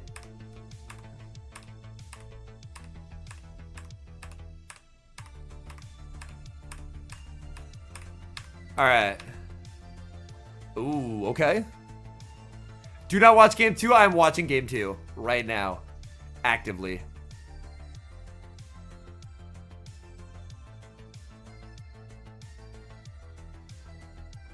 Why are we body slamming a Jellicent? What are we doing? What are we doing? We have checks to this. Did we forget its open team sheet? Did we forget its open team sheet? Talk to me, Withered! Talk to me! Did we forget its open team sheet? That was a GBL bait. On God. That was a GBL bait, huh? That was a GBL bait. He said, I forgot it's a ghost type. Oh, no.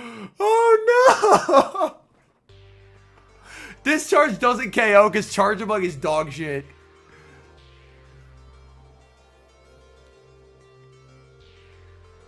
This man was Worlds qualified, by the way. Worlds qualified trainer Withered. Or like right around that level. That's crazy. True219 in chat says, bro, I don't know typings and I even know that. Nah, that's insane. Oh, he wasn't? Damn, that's unfortunate. Yeah. Also, there's... Gambino brings up, they have text at the bottom. They have text at the bottom.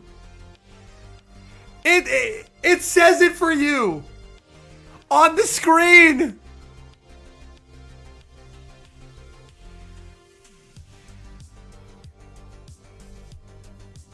Yo, did he actually click bird? Oh, no, he didn't click bird. Okay, sick call, sick call.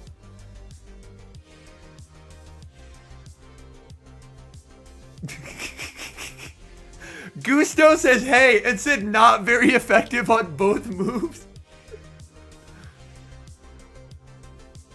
Yeah, I never thought I'd see the day that someone was clip farming at a regional and it wasn't Pocket.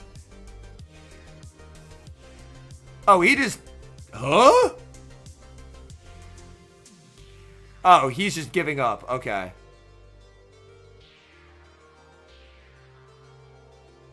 You're on 1 HP. I was going to say, if you shield that, so help me God.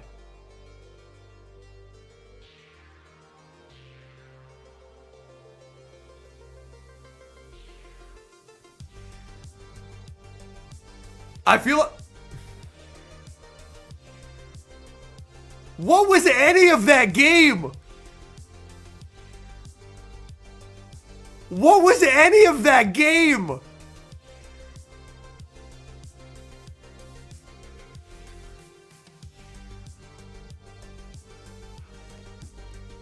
I feel like I just had a stroke.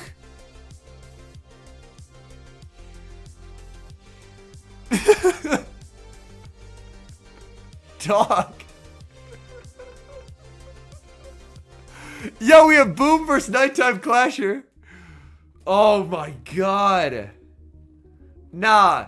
Based on this, I think Withered actually needs his energy drinks. I now understand why at Worlds he was like, dog, I need these energy drinks.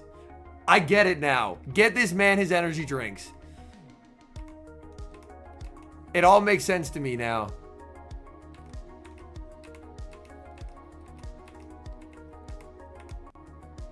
Was that for day 2 as well, Withered? Please tell me that wasn't for day 2 and that you have to play again. If that puts you in a top cut, I am going to start drinking. Okay, it didn't put you in a top cut. Thank God. Still got one more? Okay. All right, Boom versus Nighttime. Steelix into Steelix. Wow. I love Steelix. Oh.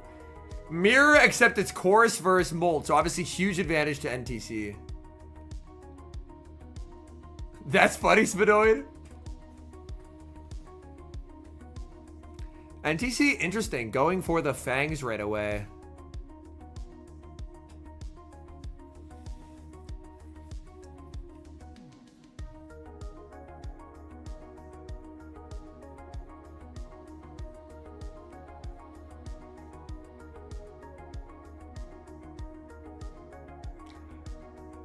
I think Boom's going to end up safe switching Corsola, and it's going to cost him.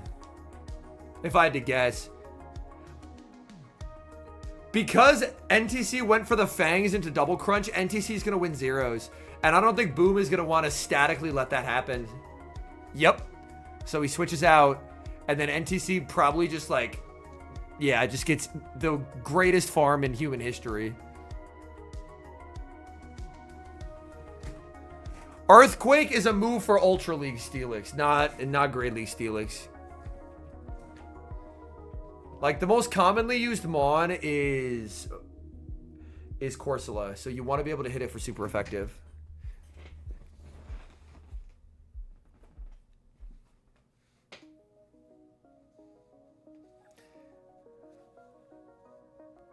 In comes Pod. Yeah, Pod can't get that farm down. It doesn't look like a tiny Moltres.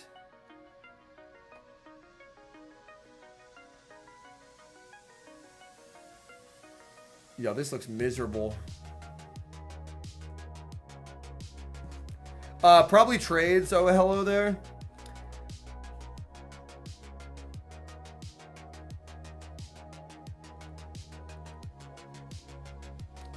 Trades or just bottle cap, maybe?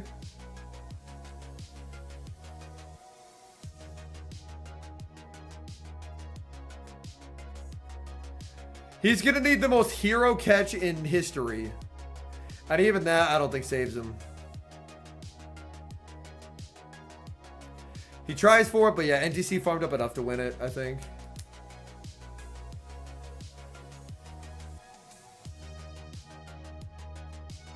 Yeah. Outpaced by a turn. Well played.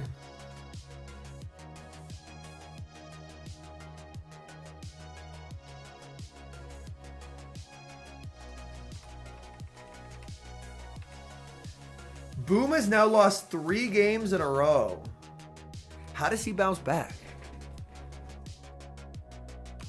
I'm here to play Pokemon. I'm not here to discuss stuff like that. All right, Corsola into Steelix.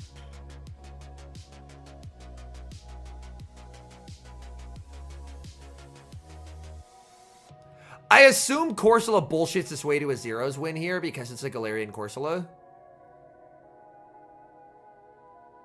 And Corsola is just that guy.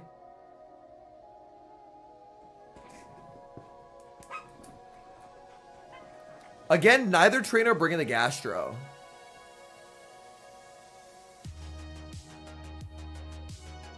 No catch out.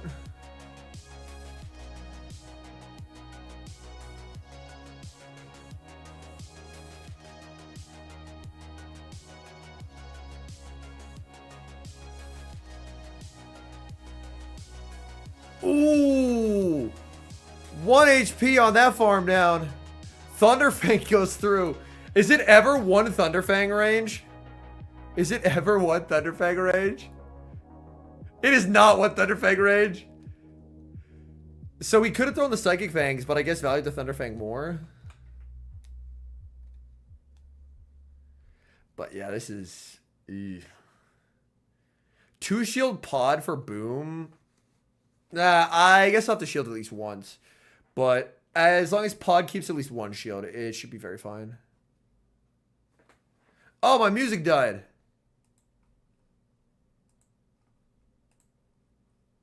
Yeah, there's no progress that's been made on, like, Rise's bracket yet. Well, I guess I can refresh it and see. Nope, still no progress. From Monterey, because there are 2 regionals this weekend. Or somebody to live it to get the crunch. That's fair, man of the planet. Also, welcome in.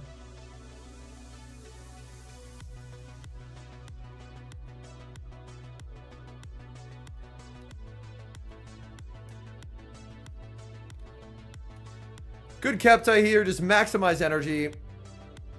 Molt does not survive. And he can KO this, but Steelix is a billion energy. Good come from behind win for Boom here.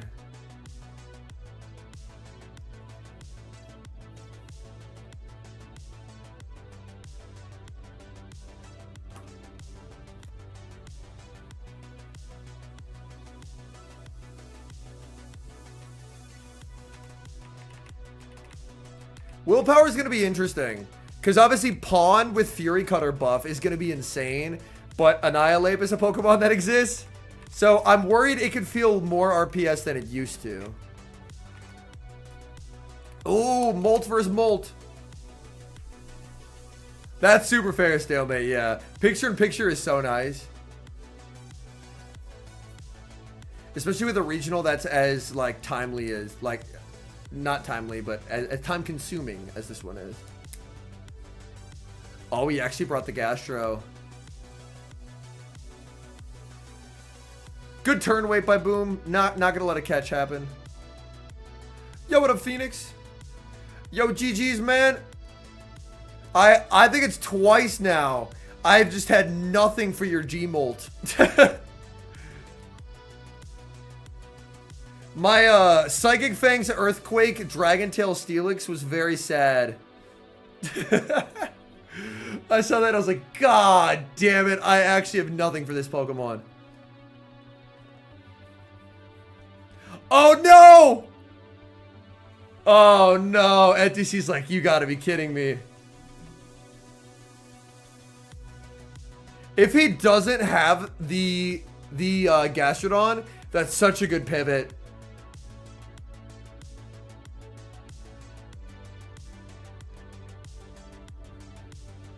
But unfortunately, he has it. Yeah, this is horrifying.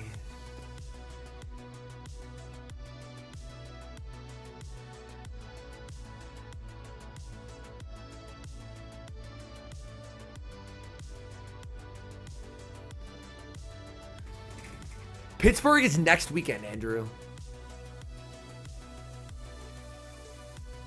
Yep, and aggro pivot Steelix. Pittsburgh is gonna be hype. Pittsburgh is gonna be hype. Pittsburgh is gonna be a kick-ass regional. You'll be there at Pittsburgh? Let's go. Schmiedy will be competing at Pittsburgh. Yes, that is in his plans.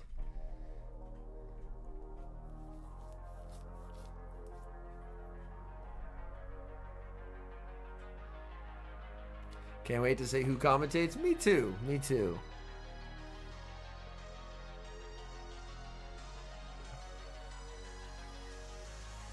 Yeah, and you can't switch mid-astonish, so.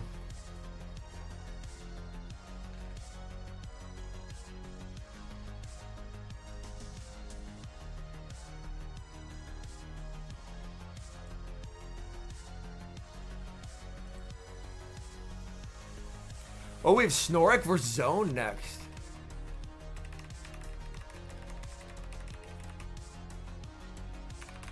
Let's see if I fast forwarded enough to get to the match. Go! Take me to the match! There we go. Snorak versus Zone. Ooh, more Charizard. Withered has been on stream, Septile. Have you watched the Withered game yet? If you haven't, you're in for a treat for Withered Game 2. Withered Game 2 is this stuff dreams are made out of. Alright, so far, Sep, in case you missed it, Charizard really performing well. Charjabug is the electric of choice. Dedenne is nowhere to be seen. It's all Charjabug. Sep says, on my soul, Snorak is leading Corsola here. Bro is addicted to leading Corsola. Let's see if you're right. He was right! He said Snorak is addicted to leading Corsola, and he leads Corsola immediately. God, that is so funny. He was absolutely correct.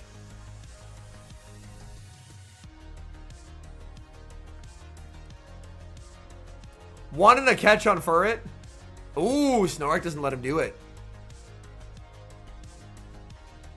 But yeah, Dedenne's nowhere to be seen.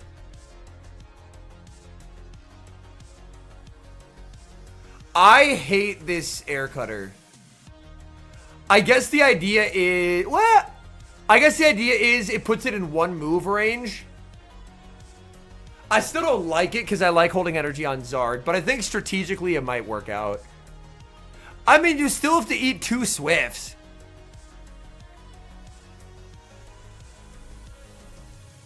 Azu into Dilly's good enough that he can probably still win this, but I just don't like the fact that it didn't change the amount of Swifts he has to eat. Purely off of that, I don't like it. I ran Molt for it versus him and he just lead Corsola. That's funny. Yo, what's up in Trinity, in case I didn't say hi already.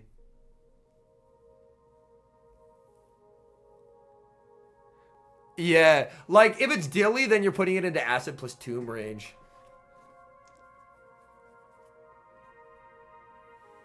Clocks are misaligned, and Azu's up a lot of energy.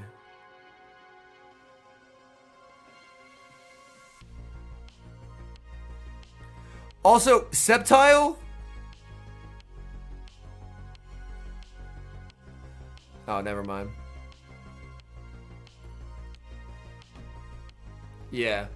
Chargeos from stops, we are so back. He just says yes, Mr. Slice. For some reason, I thought you had Dono walled me, but you hadn't Dono walled me. No. I was gonna say it's crazy to Dono wall me and then show up in my chat, but you didn't Dono wall me. I stand corrected. I misremembered. I'm a human being. I make mistakes. I seek to grow from my mistakes. Did you see the spawn pool, Sceptile? Turtonator is in the new regional spawn pool. I don't know what that switch was. I did see your 3 a.m. DM, yes.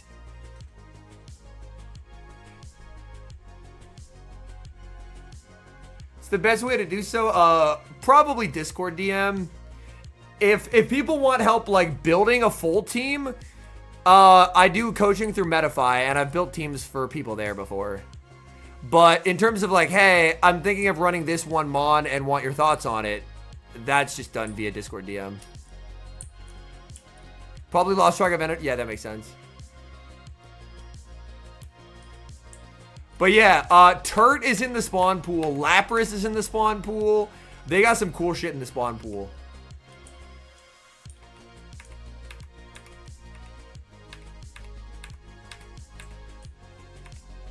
The spawn pool at regional championships.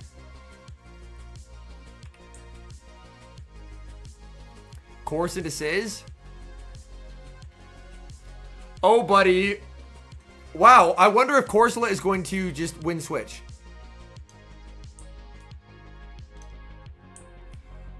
I assume because they kept the spawns for every event.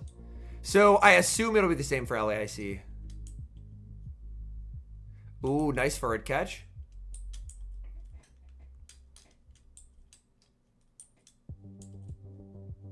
That's really nicely done.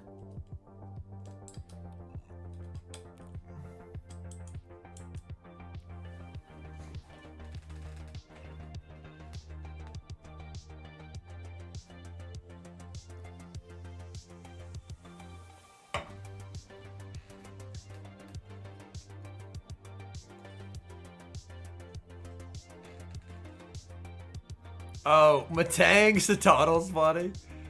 That meta looks pretty crazy, huh?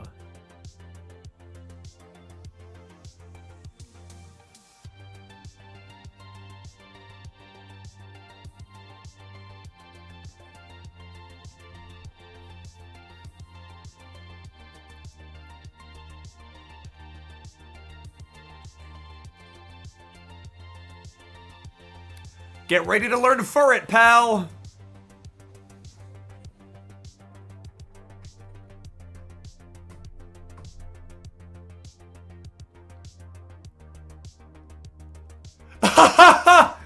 He just top lefts? Yeah, fair enough. Fair enough. I can't fault him for that. Yo, Bats? Is it... How is this the second Meowscarada we've seen? Sceptile. Sceptile. It's the second Meowscarada we've seen. Somehow we've seen two of them. The second Meowscarada.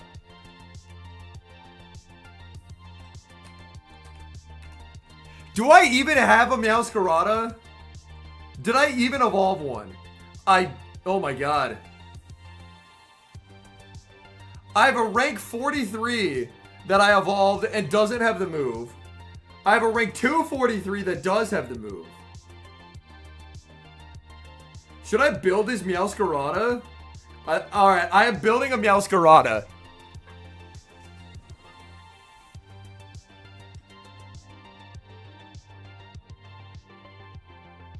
Okay, it only took one charge shim. I built Meowscarada.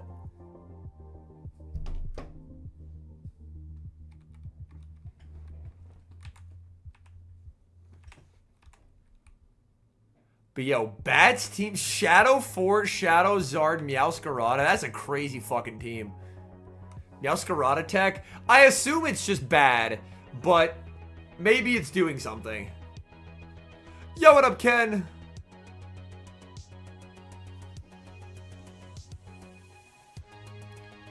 Yo, there's two Celios.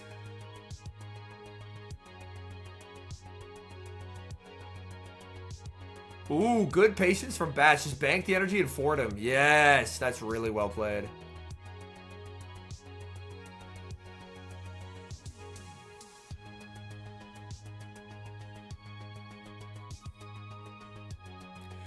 It's probably targeting Azu plus Course plus Marowak.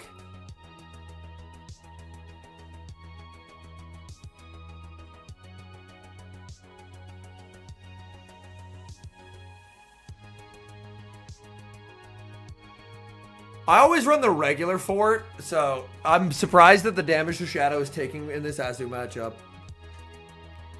31.2 Charizard in day 2. Let's fucking go, baby.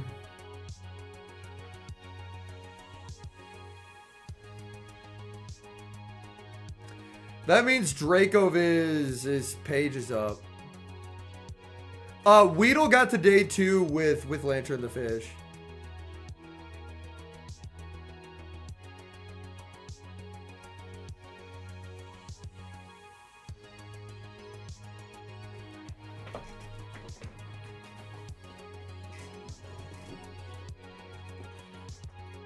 Puts up the shield.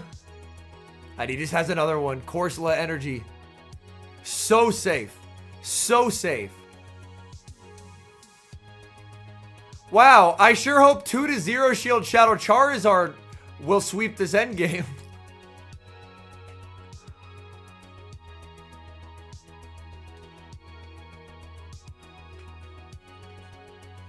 If nothing on Earth got me, 2-0 Shield Shadow Charizard got me. Yep. Good night.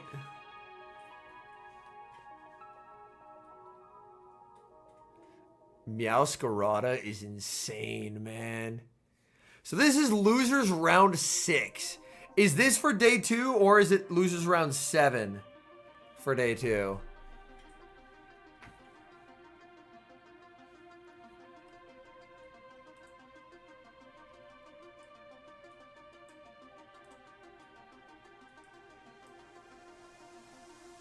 Yeah, there's still no progress out of the Monterey brackets. The lower brackets, that is.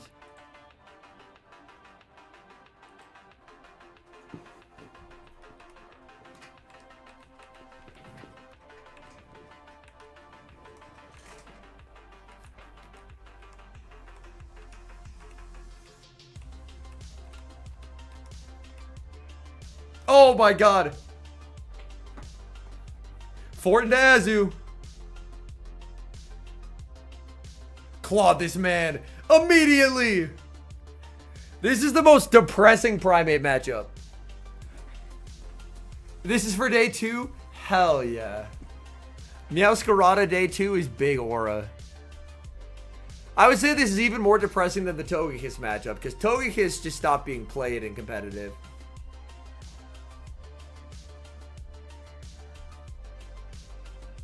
People were like, wait, I can just run Moltres. And then they ran Moltres because they want a flyer that can beat Corsola. Yeah, but unfortunately, he doesn't have Ice Punch. He's on CC, so it's so miserable.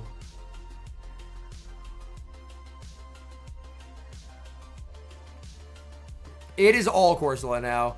I think Cris had a Dusclops, but everyone else was Corsola. With Diggersby being, like, basically gone, that allows Corsola to just be the best ghost.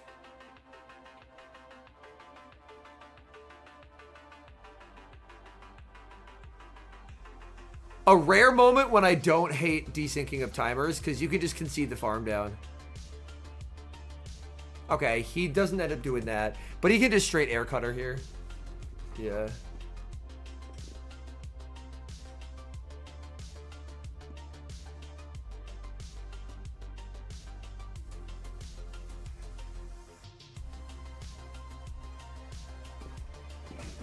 I mean, Basti isn't really a Pokemon in Show 6. Like, Galax ran it, but he didn't. He unfortunately ended up losing. Wiggles is real, but you can try and cover it with other things.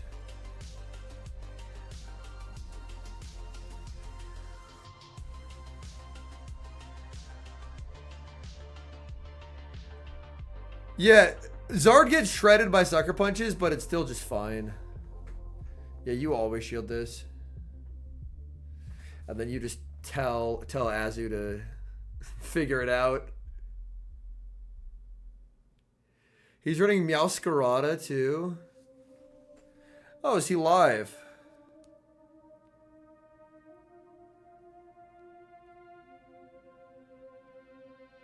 He is not live. Unfortunate.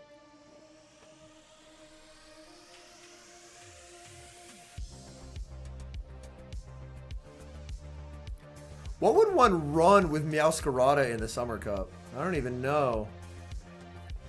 Obviously, you have to have anti-flyer.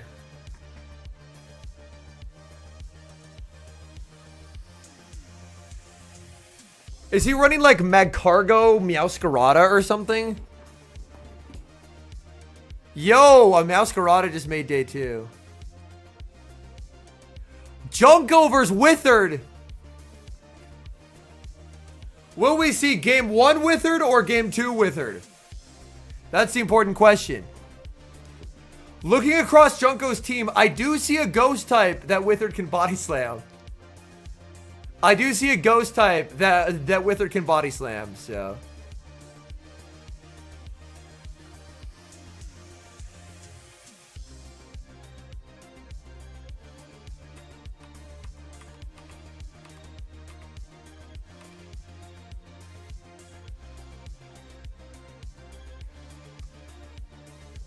Oh, apparently he's switching up his team. Someone said he had Dene Meow Lapras, then he had Meow, Peck Talon, and Quag.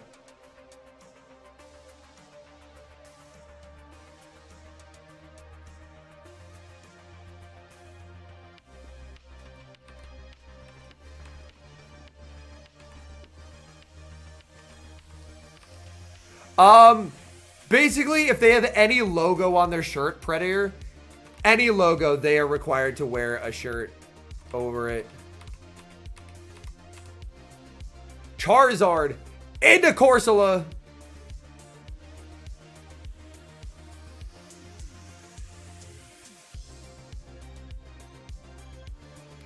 I see a Gastrodon and a Corsola.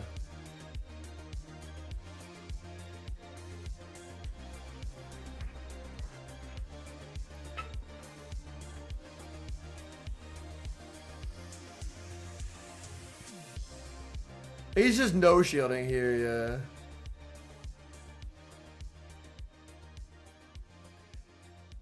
He has to air cutter because he doesn't get this farm down. Oh, he tried to snipe, but I think he mistimed it. Or I guess it's technically a catch, but you lose a lot of ground there. What move is he going to click, chat? Will he body slam the ghost type? Will he body slam the ghost type?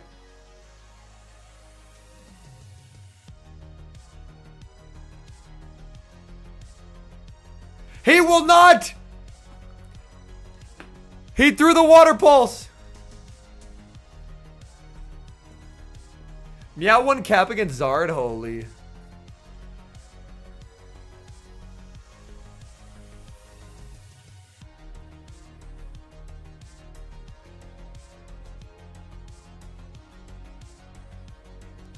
Oh, get ready to learn Psychic Fang's debuffs, pal.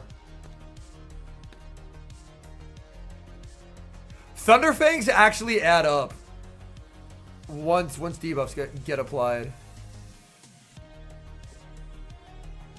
I worry that Withered is never going to have a good opportunity to use shields.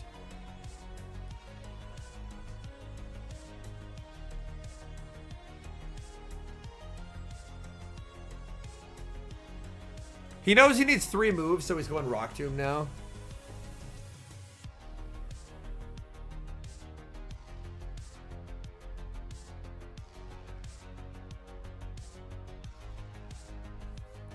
Like, look at that damage, man. I think Junko wins this now, yeah. He lands the crunch. Because Withered is so debuffed.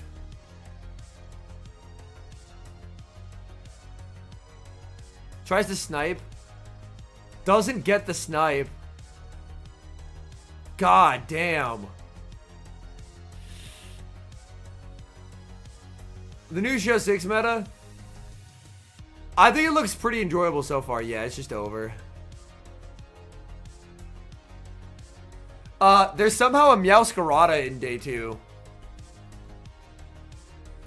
But Zard is dramatically outperforming usage, and I think that's exciting.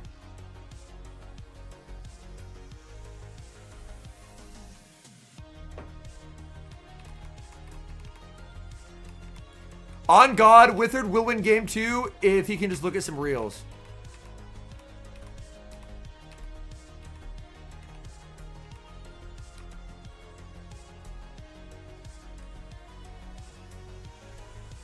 What do you know? Gastro picking up the lead.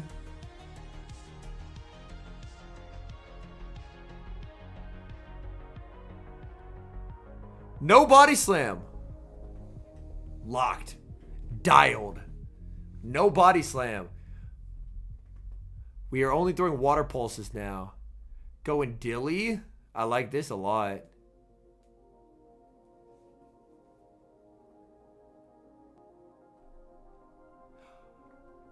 Corv is interesting because obviously its defensive typing is insane for Show 6, but with so many people opting for G-Molt, I guess technically, I don't know if people want to open themselves up to massive electric weaknesses.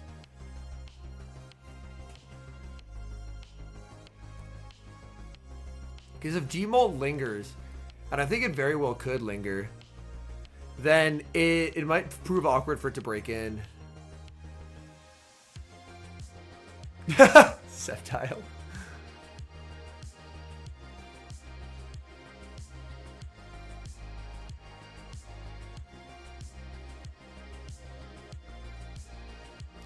He wants this farm, gets the farm.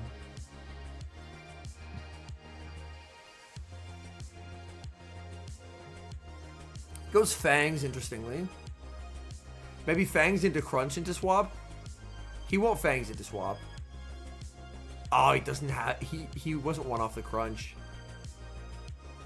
What's up, dude? I am not in Frankfurt now, but we are watching Frankfurt. At a North American friendly time.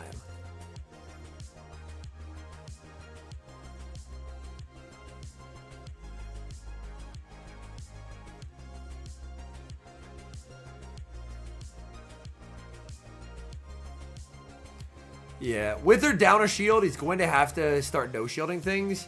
But as the Corsola, like, tanking 2 so comfortably and never getting acided down is a really, really big plus.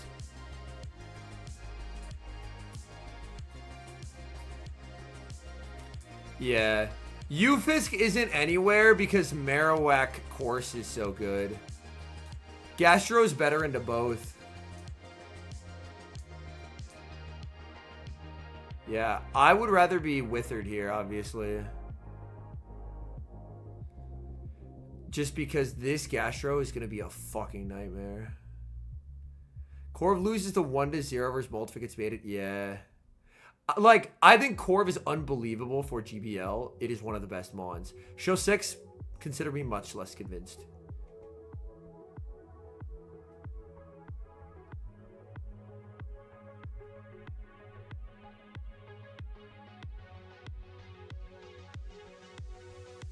Alright, he goes for the debuff.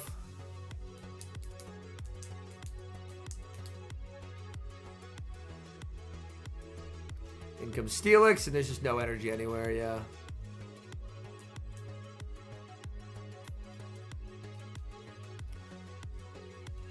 And, like, I do hope to be mistaken.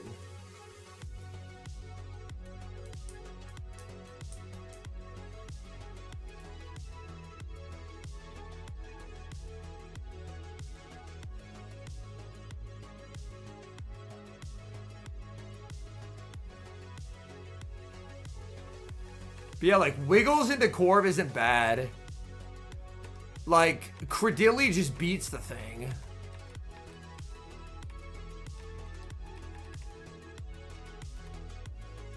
Game 3. Alright, Gastro into Corsola.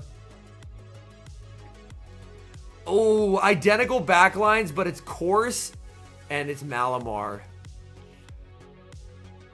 A well-played Malamar can win this game. A well-played Corsola can also win this game. Body set bait here, yes. Locked. Yo, what's up, Lyle? Yeah, very much a Corsola meta. Yo, Lyle, a Meowscarada just made day 2. Gun to my head, I could not have told you any move that Pokemon learns, but it just did day 2 on loser side. Zard is dramatically outperforming usage so far.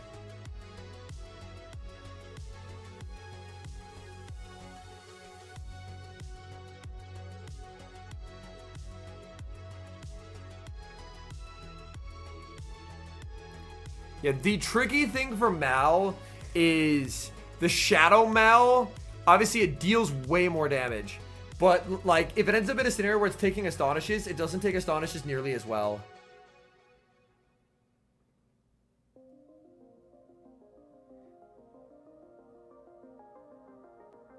He did Dilly Pivot. There is zero respect for potential Scizor in this house.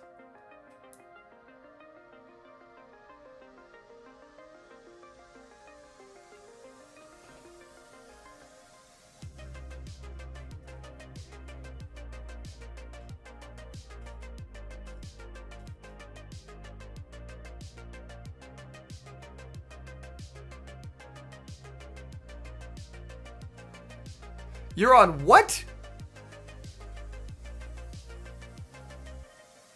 Is it a team sheet error?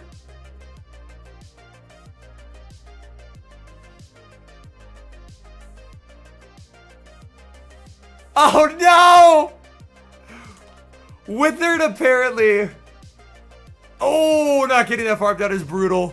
Withered apparently has a team sheet error. So he has Bullet Punch, Ironhead, Trailblaze. Oh my god, man. Yeah. Withered so dialed, though.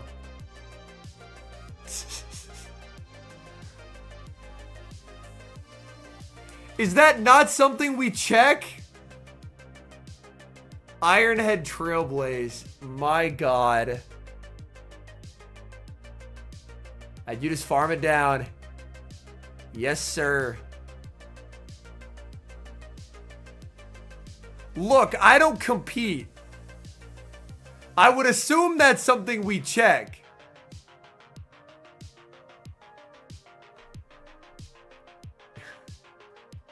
This is day 2. First ever Ironhead Trailblaze Scizor to day 2.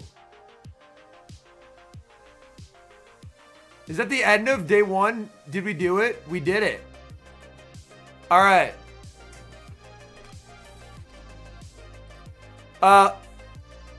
Let me pull up Dracoviz so we can take a look at day 2 usage.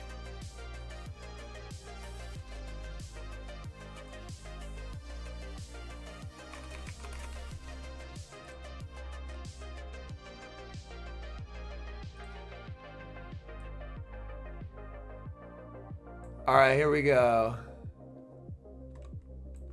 Let's fuck. There we go.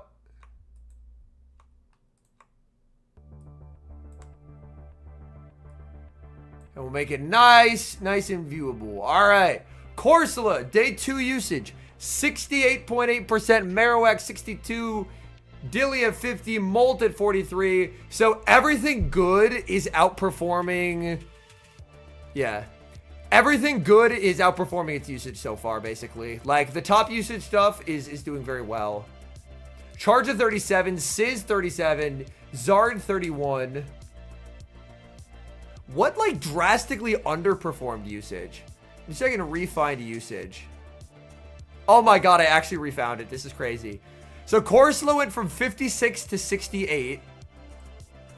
Dilly went from, oh, Dilly slight down, 52 to 50. Marrow, 48 to 62. Molt, 35 to 43. Yo, Furret disappeared. Furret the fraud. Oh, shit. Furret from 29 to nowhere. Azu, 36 to 25. So Azu underperformed. Charge-Up majorly overperformed, 23 to 37.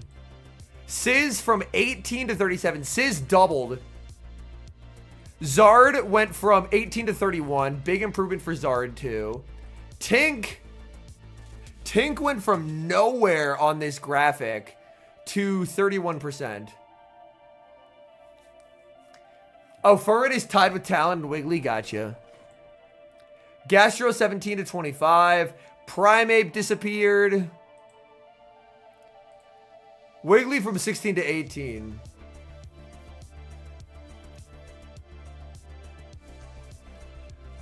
I think there's probably other flyers I would use over Pelipper, to be honest. Cherry for that particular team. But yeah, Tink, a big winner.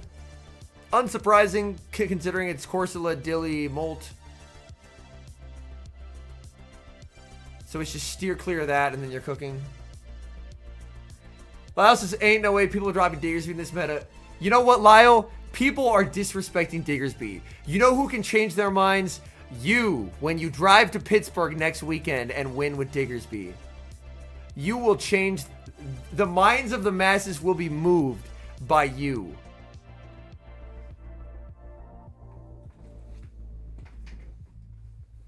The streets are saying Diggersby is dead.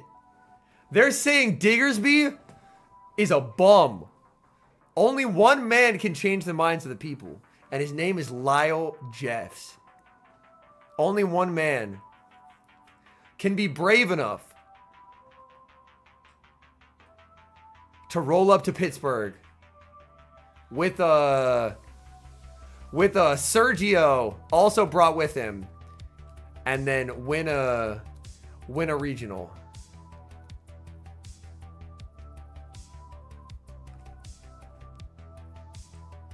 All right, that is all of day one done. We did it. Good job, team. I'm proud of y'all. We're gonna be back for day 2 tomorrow.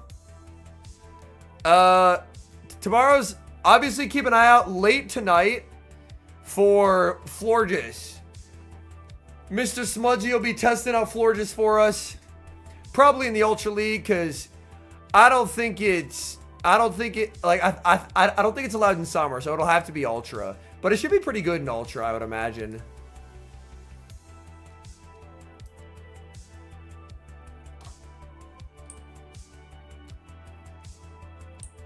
Why is Home Slice not showcasing a mass class performance at an event? You will certainly have the ability, but I do not have the desire to compete. You have to have that dog in you to compete, and I don't have that dog in me. I do not have that dog in me. I want to roll up and be stress-free and cast. That's a great time. Very enjoyable. I get flown out. If I compete, I gotta fly myself out. And then be stressed for a weekend. I don't want to be stressed for a weekend. Alright, appreciate y'all. Thank you guys for tuning in today. We'll be back at some point tomorrow to watch day 2. I don't know when, but yeah. Appreciate y'all. I will see you guys later. Alright. Peace. Oh wait, I had to figure out who to raid on Twitch. I forgot that I will get yelled at if I don't raid someone. Is anyone live?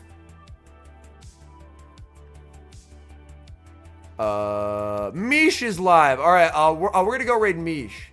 We're gonna go raid Mish.